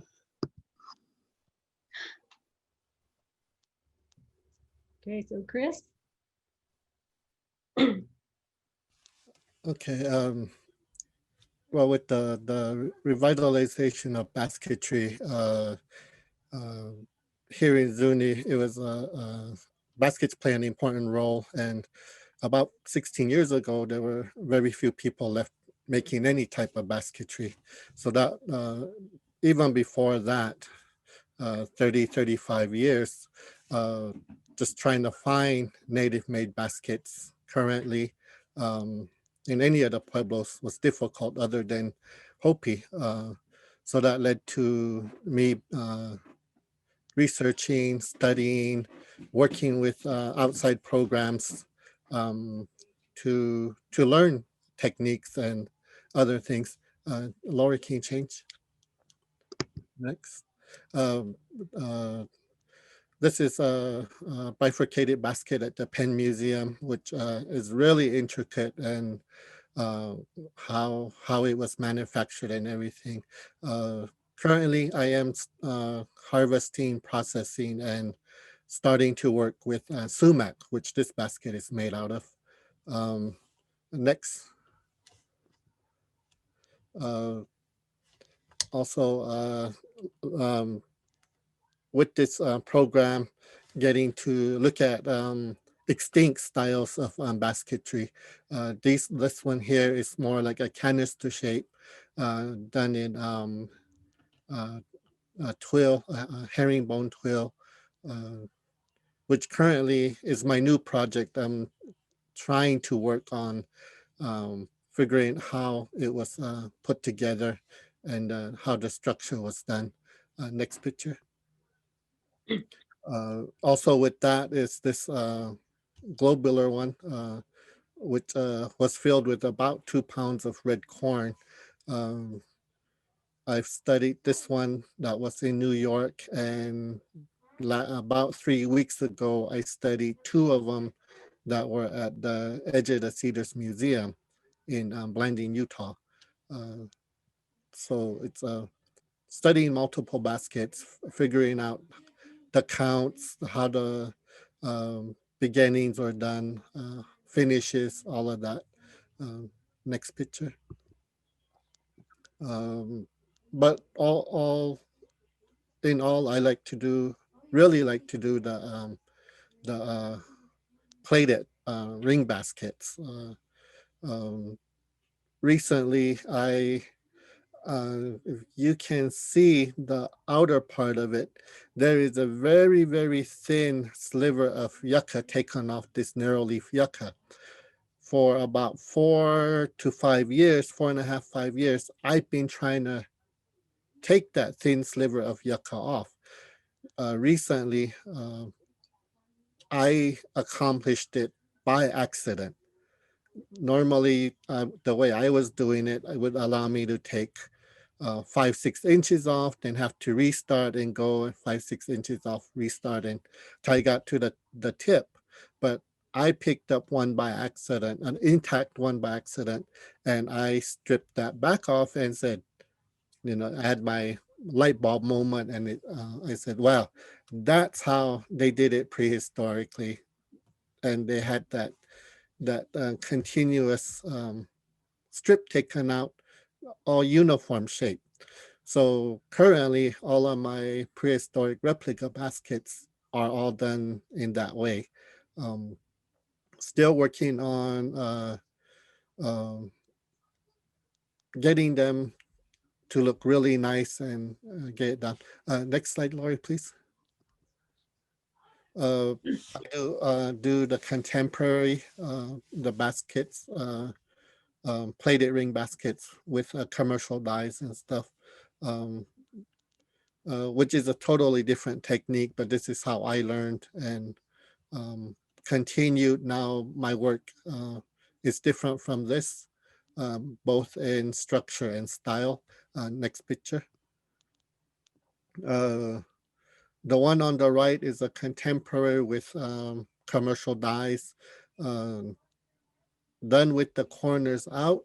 The one on the left is done more in line with the kind of the prehistoric style where they're bound off in groupings of 3 or 4, and all of the yucca strands are from the inside of the basket to the out.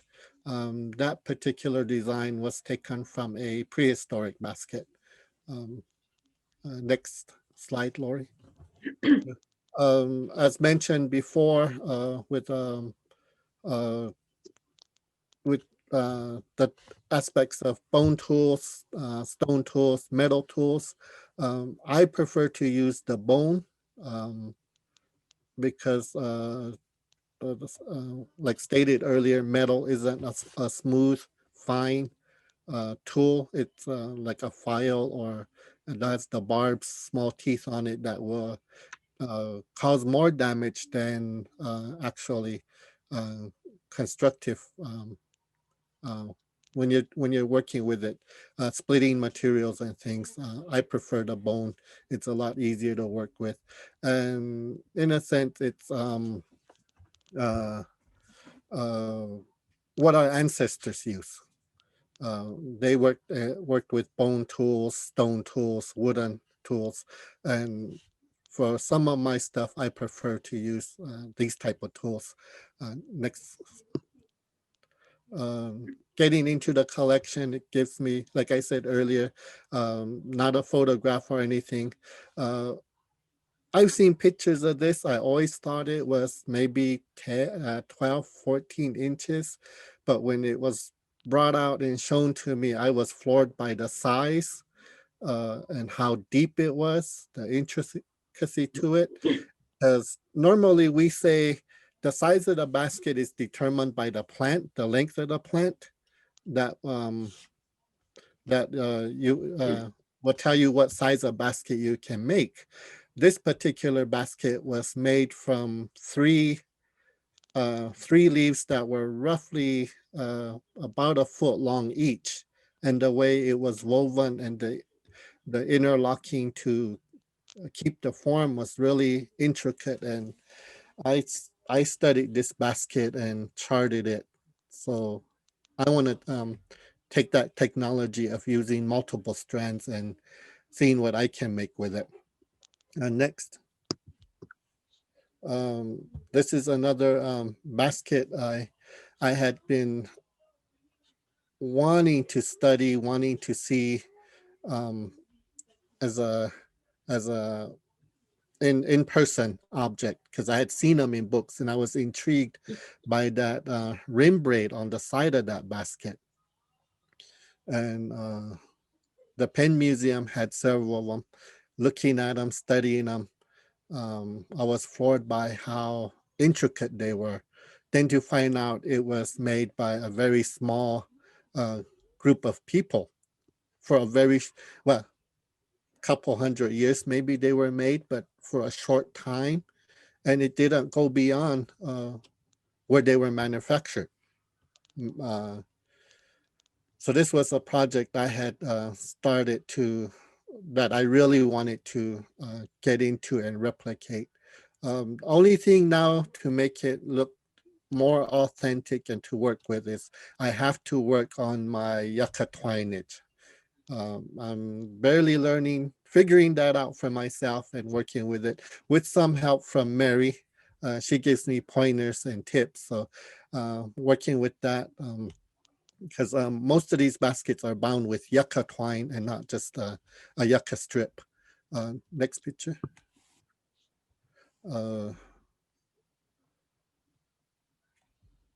Okay, this is a basket I did very recently. It is done in that Mesa Verde style with the false braid rim, attaching and back weaving it was fun to do. And it took me a while to learn and figure it out. But I haven't made too many of them, but I'm working on it. It's a work in progress. I'm still learning at it. And this one shows that thin strip of yucca taken off the back. Next. Also in the collections, here we're studying the pot rests, the plated pot rests. These are Mesa Verde style, which are kind of flattened on top and bottom. The count, the counts, the way they're, the structure, the weave on it is done. I look at all of that. Next picture. Okay. Here's some more of them. Southeast Utah. They were also coloring, dyeing them. Next slide. This is from the ethnographical collections about 100 years ago, little over 100 years. So you're looking at from about 1,000 years ago, 100 years ago, and the next picture. Same, the different sizes, different styles of them made. And the current ones, the ones I made. So there are very few of us left weaving this style of basketry, the plated pot rings. It was we did look and fear that it may be going extinct, but working with collections and stuff, I got to study a broken one, a damaged one, and figured out the structure inside, the outside, weave to it, and um,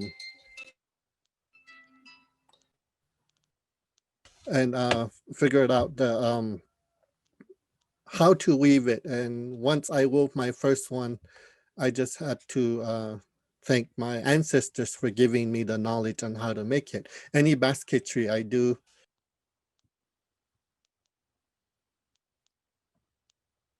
okay.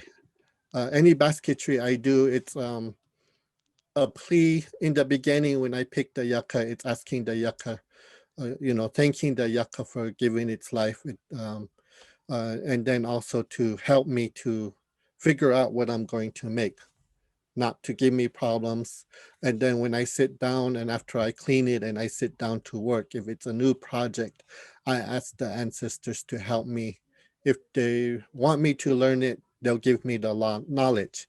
If they don't want me to learn it, they'll fight me on it. They won't hand it over easily, or maybe they won't give it to me at all. Next picture.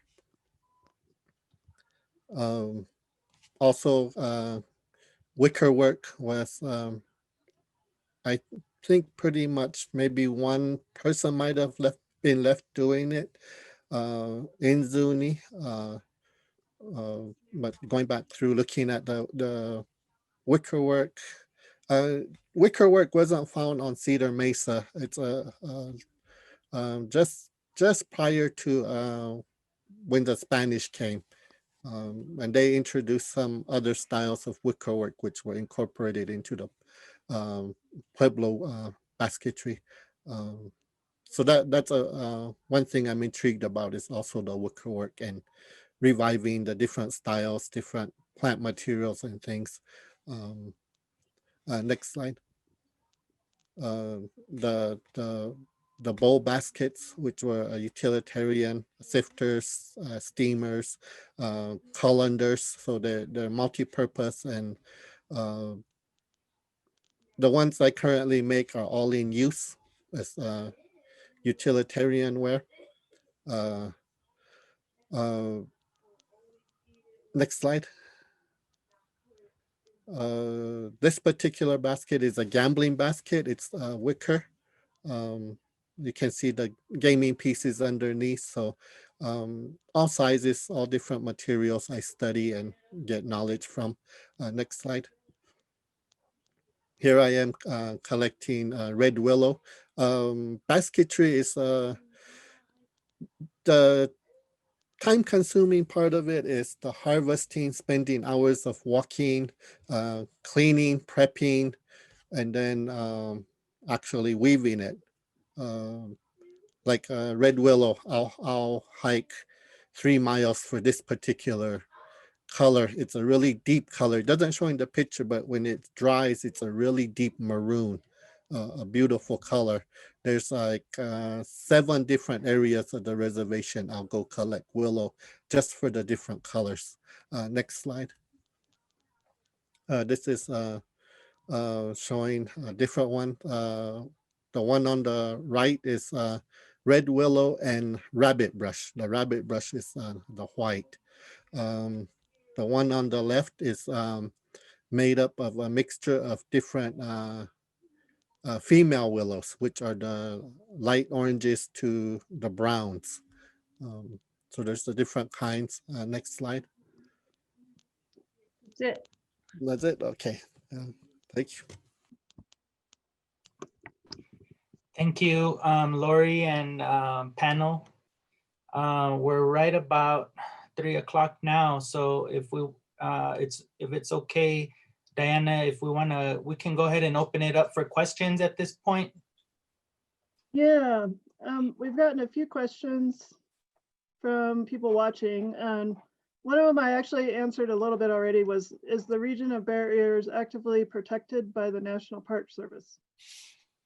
I answered it's a national monument established by Barack Obama in 2016 and originally incorporated 1,315 acres, but was reduced 85% by Donald Trump in 2017.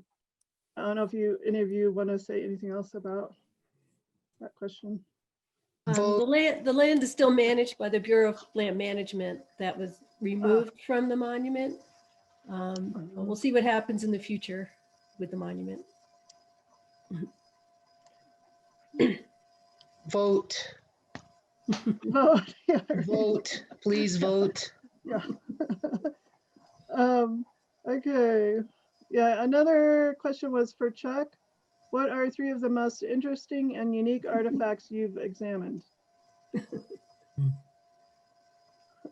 Boy, there's an awful lot. I mean, so much is really interesting. I think one of the things we looked at the Penn Museum last year was an atlatl that had been X-rayed in the 1890s, and I don't know quite how it happened, but we ended up they offered I think to re-X-ray this thing, and it had a big wrap of yucca cordage around it.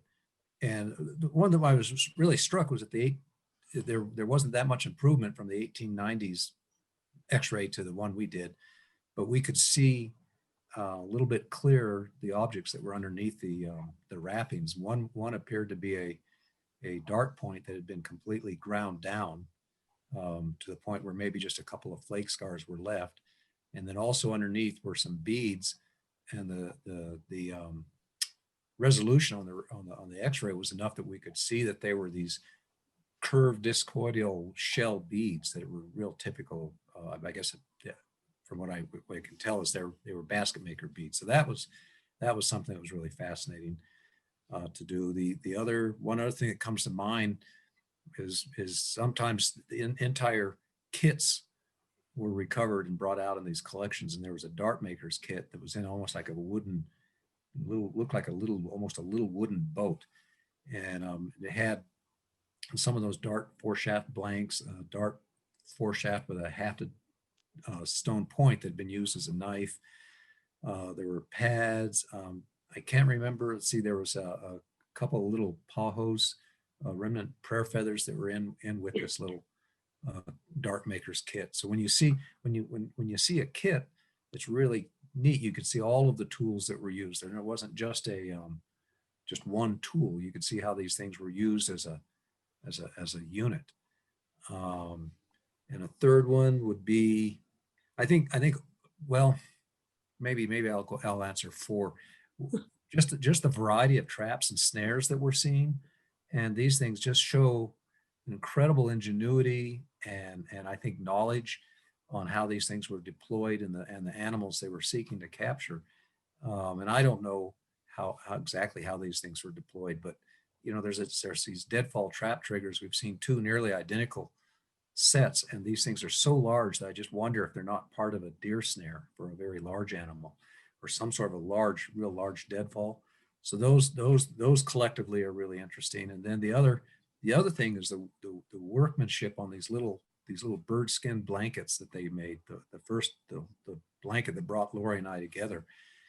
These are small birds. They're sparrows, and they're cutting the skins into these fine little strips that are just 3 or 4, 5 millimeters wide, and it'd be hard enough on a bird the size of a turkey, and then to cut the little skin strips to then make a blanket made up of 400 of these birds.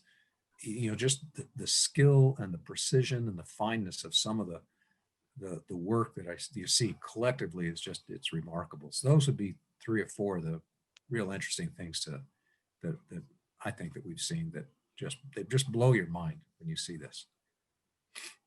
Wow, that's amazing. Great, thank you, Chuck. Another question was from Cheyenne. She says, this is an amazing project I have not been aware of until recently. Have study and access to these materials enhance current traditional weaving technologies? I think that definitely I can speak from my own practice. As a member of this research team, had I not been asked by Laurie to help with this project, I probably would have never even known how to gain access to these collections. And I think that's one of the important things about the project, is that the whole, one of the main goals of the project is to make these collections more accessible to people online through the photographs and whatnot. But I think in my portion, I talked about, and I'm sure that's similar. There's a similar situation for other native people and native artists that get inspired by some of the prehistoric artifacts. I think having access to the collections definitely has informed and inspired my work in terms of the materials, techniques, and tools. I've always, had a fascination with various weaving tools, and I think we all, prefer the bone tools as opposed to metal tools and wooden implements for weaving. Just because for me, it just has another energy to it. And so I think my preference in using, making my own tools as opposed to buying tools on the modern market, and also continuing to experiment and work is definitely influenced my work, but I wouldn't say that it's like a easily accessible thing, because there is travel involved. There's housing and the logistics of getting to these institutions, and then knowing who to contact, how to get into these collections. It's a lot of scheduling and kind of logistics that are involved, that you got to know who to contact, how to request permission. And so that's one of the advantages to being a part of this team, because Laurie and Chuck, the archaeologists, know the ins and outs of how to maneuver all that. And, we get to tag along and inform what we know about the artifacts. And so hopefully, and I think there's a slow shift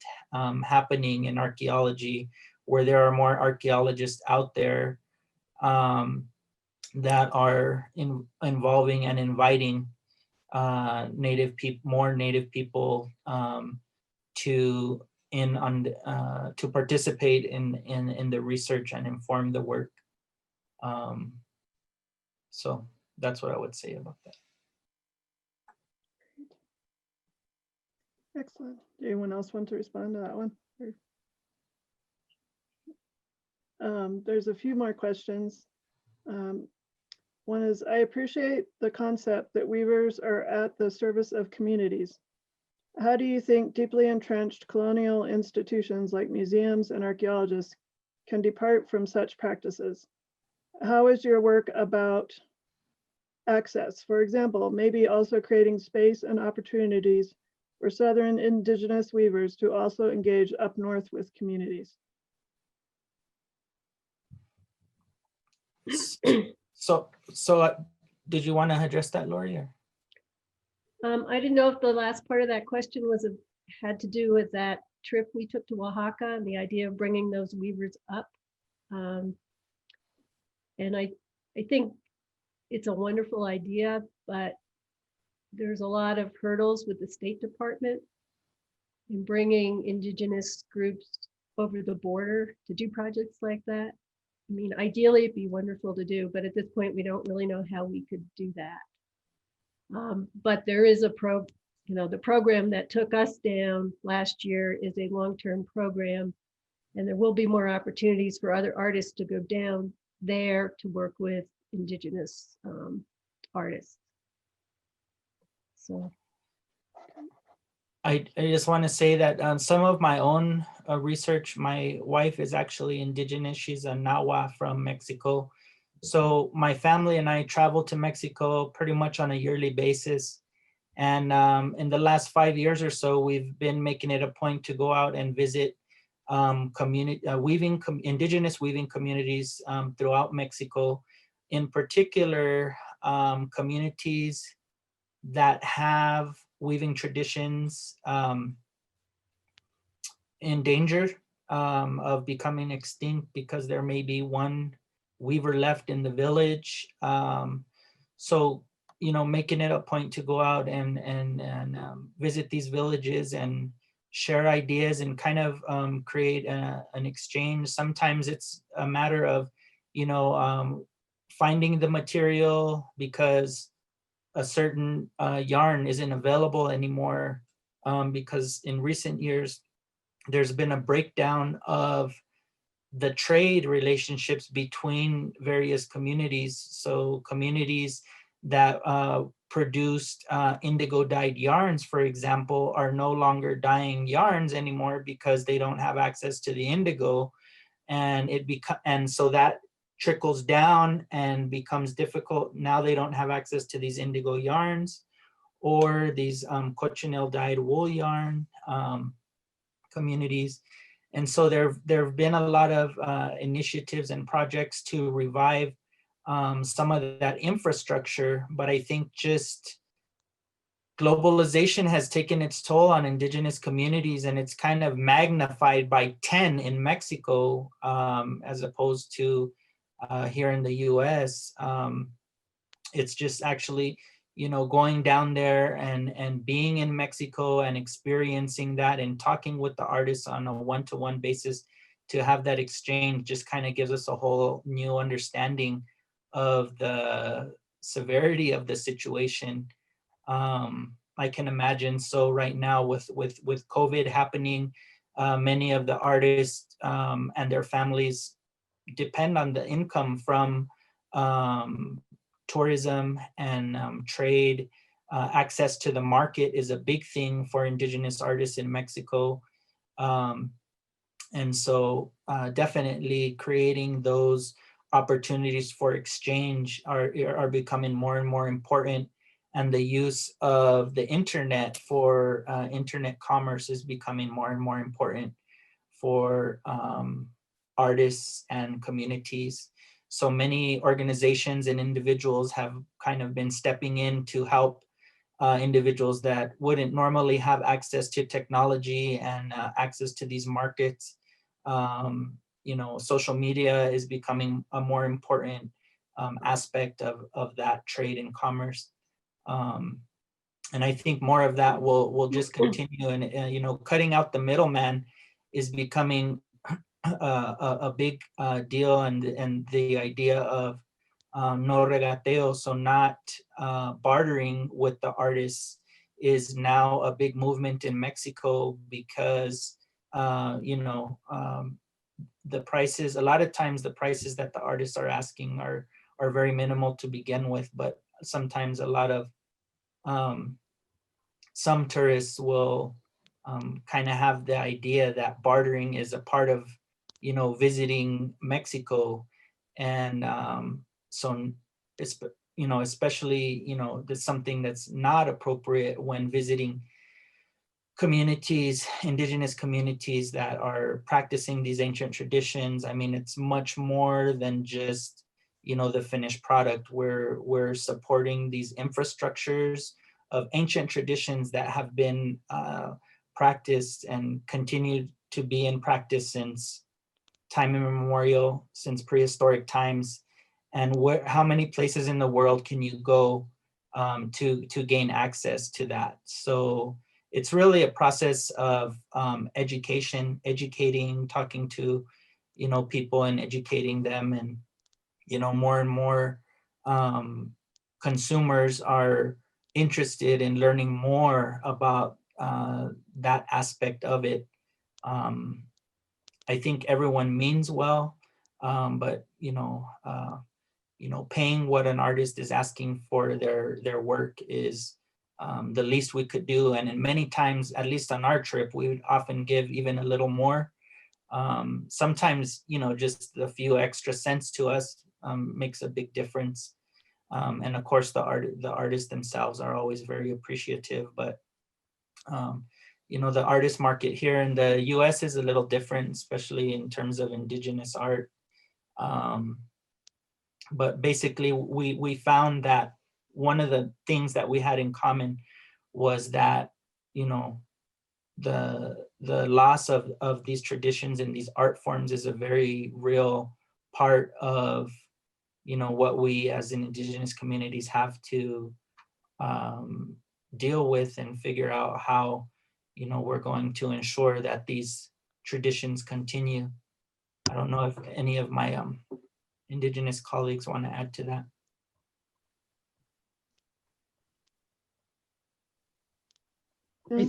I think that, again, when I went down there, I could see, and I mentioned it to the tribal people that we saw in some of the villages. I said, you are where we were when we started to become assimilated. So you have European intrusion, and then language changed, technology change, the way things were made and manufactured change, And so when I was down there, I told the women in this one group, do not lose your language. Do not let them take that from you. I said, because they took a lot of things from us, but because of archaeology, we're able to revive these items. So one good thing about archaeologists is that they retain that knowledge that we think is lost. And it's the idea that you have to have that, you want to go in and look at these items, and that is there. It's open to them. And a lot of Native Americans don't know that. They can make an appointment with Diana or Amy or Julia and say, hey, I want to look at this, particular collection. Is it okay if I come in? And that's one of the things we have the opportunity of doing. And so I was explaining to the elders in some of these villages down there, don't let them take away from you what has always belonged to you. And one of the most important things is language. Through language, stories are remembered. And these stories in Lewis's textiles and in Chris's basketry, or Chuck looking at a piece of oak, or Laurie explaining, the plant materials and the dyes and things. These are things that are important in our own people's lives. And I saw it starting to dwindle in theirs. Manufactured synthetics. I was all like, don't use those, because they were easy for us to get, but yucca's free, willow's free, grow your own cotton. See, these things we forgot.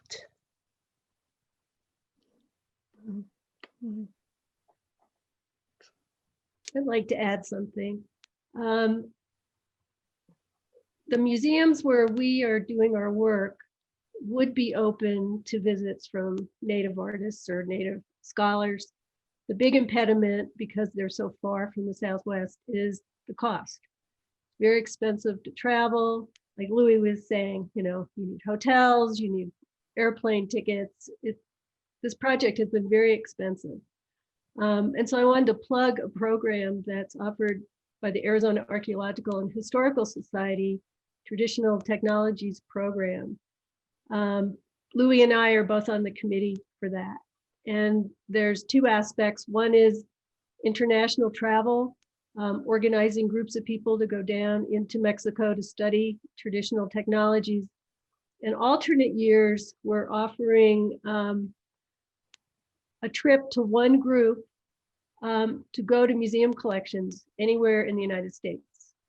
And if you go on the Arizona Archaeological and Historical Society website, you'll see a link to grants and a description of the program.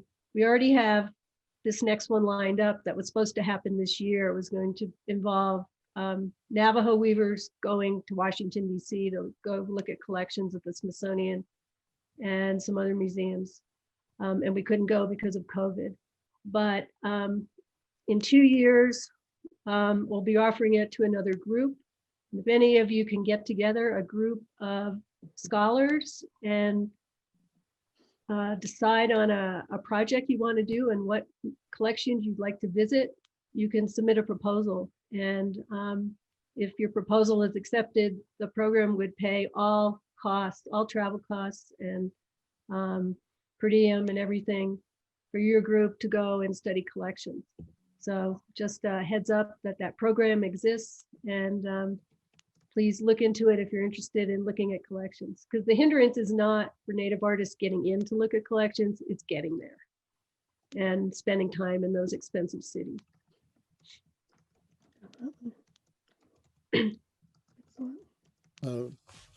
Along with those lines, you know, that trip to Oaxaca was a real eye opener for me, being a part of that, because I saw fiber arts technology still being used down there that I only had knowledge of, not firsthand experience or seeing it in person. I only heard through my grandparents, older relatives, that things used to be done this way. But we don't know how actually it was done. But to actually go down there and see the process, it just floored me that my mind, my thinking with how European things are done and stuff, trying to picture and figure out things, how much more complex I made it and how simple it was seeing it done firsthand. And through the Perishables Arts program, has given me an insight on how museums and things are working, and being a Native scholar. I myself on my own are looking at smaller museums in my area. My area meaning within a 4 or 5 hour travel time, and requesting and asking to gain access to collections. And a lot of museums locally are agreeable, because then in turn they want to know what I know on items I'm looking at. So it works where I'm gaining admittance and knowledge from their collection, and they in turn are asking me about items and what I think are what is it made from, how would they have made it, things like that. So it's a two-way street. And it's just small museums, small things, you know, venues that I'm asking and getting permission to view their collections. So you just have to kind of work at it, and it takes time. One particular one, I've been working 3 years. I finally got permission, then this whole pandemic happened, and I have to put it on hold for another year and a half. So it's just more waiting time. But if you work at it and you're respectful and everything, they do give you access to view and learn from those collections. Excellent. Great. So does anyone else want to say anything else before we want to close our panel? I think we got to all the questions. There's a lot of comments in the Q&A box that you'll want to read. People really have been super impressed by this panel and the work you're doing. And it's really amazing and inspiring. And I want to thank all of you for doing this today. It's just great project, great information, and really just a great event. And yeah, I'd like to say too that people are always welcome to our museum once COVID is over, of course, which we can hope will be sooner than later. We're not open to the public yet, but someday we will be. So people are always welcome there. And Yeah, just building those bridges, I think, is one of the most important things that we can be doing as archaeologists right now, is trying to build bridges and make sure we're documenting collections and all that good stuff. So I want to thank you all. I want to thank everybody who checked in with us today. And again, I wanted to remind you this will be on our YouTube channel in the future. So anyone wants to watch it again is free to go there and watch it. So does anybody else want to say anything before we sign out? There was a question about hemp. What Oh, was it? what Indian hemp was? It was they kind of asked me and Louis because we both brought it up, but it's milkweed, and that's what the monarch butterflies feed on and also lay their eggs on, and then the whole beautiful thing happens. I want to be a beautiful butterfly.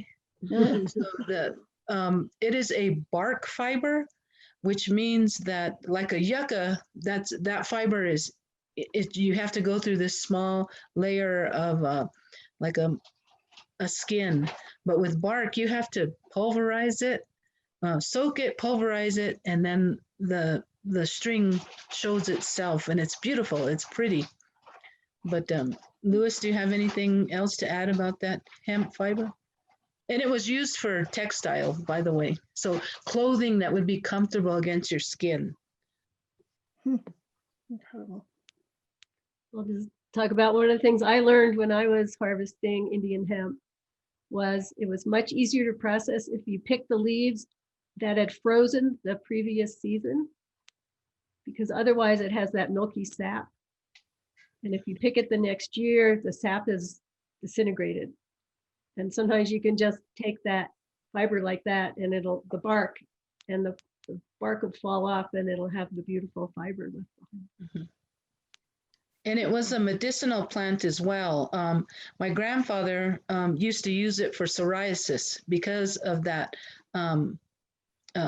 that milk that's inside of there is sort of plasticky, and you could put it over that skin. It would be like what they call a liquid bandage. So that's what he was using that plant for as well. Neat. So there's a question in the chat asking where our work is available, artists. Oh. So I'm on Facebook. I know Chris and Mary are also on Facebook. If you look us up, you can contact us directly if you would like to commission a piece. In COVID times, we're not, a lot of the art shows are canceled. I know Chris and I have done Indian Market up in Santa Fe. And so, we hit shows around different places, but probably the easiest way to contact us would probably be through social media, Facebook, and look us up, and we'll be happy to work with people who would like to place orders or see what we have available. Chris, do you have anything you want to add? I do have a Facebook account, but it's mostly just to have access to Facebook Messenger. I see more of that than actually what's on my Facebook. Too many ads and videos and whatnot, and they only show you 2 or 3 people on your friends page. But I can always be reached through Messenger, easier. Molly Toll from my office just corrected me about milkweed, and sometimes I can't say those long names that Molly writes down, like Opacinium. Opossum. Yeah, that that word. Anyway, if you want to look at that, she says its milkweed is different, but I know it as being called milkweed. Yeah, but they're both bast fibers, so they're related. Okay. See, Molly. And you can get a hold of me through the Office of Archaeological Studies, Center for New Mexico Archaeology, if you have any questions for me about anything. Mary's also on YouTube. Yeah, I'm doing YouTube, sandals and turkey feather blankets, and how to do a float sample. Awesome. I I'm just on like to- Facebook as well, but I wondered if Louie wanted to say anything about the New Mexico Fiber Arts Guild show that usually goes on. Yes, so usually around this time, well, this time of year, November is usually when our show for the Pueblo Fiber Art Show, we put on an annual show. I think this would be our 11th year. Chris and I kind of coordinate that one, and Mary usually comes and demonstrates her yucca spinning skills and turkey twisting skills. But we, this year, due to COVID, we're gonna be suspending this year's show because of COVID. So we're hopefully looking forward to setting up shop again next year.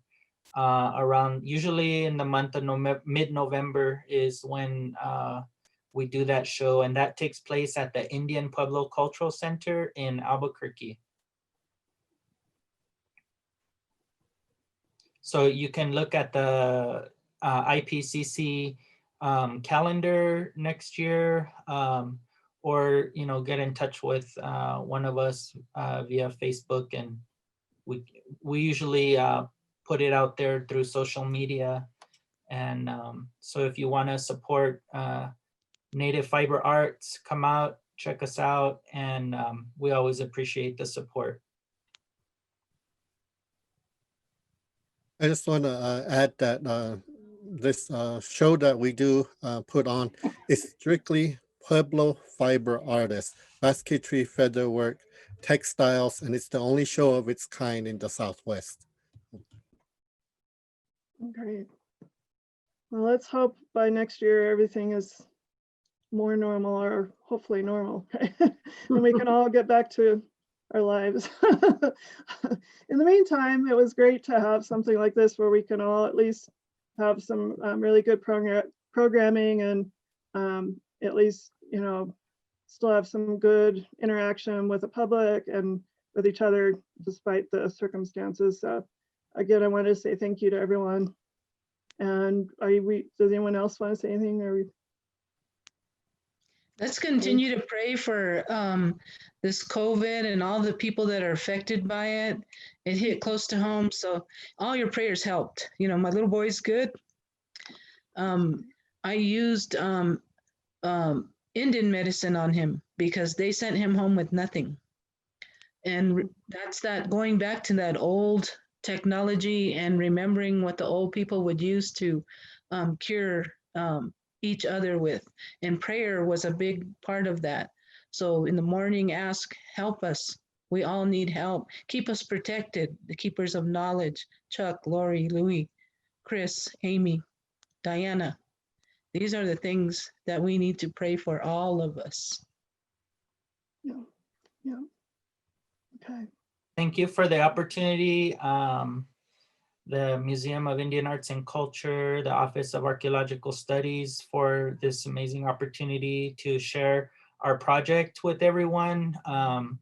Hopefully, if there's any interest out there, or research ideas, groups that would be interested in participating in some of the traditional technologies work, please get in touch with Laurie, myself, or any one of the panelists. We're all available, through different ways that you can find us on the internet, and just really appreciative of the opportunity. So thank you very much for having us and allowing us to share a little bit of our work with you all. Thank you, Louie. Thank you so much, buddy. Love you guys. Bye. It's all you guys. Miss you all. Take care. Keep your strength up and pray for everybody.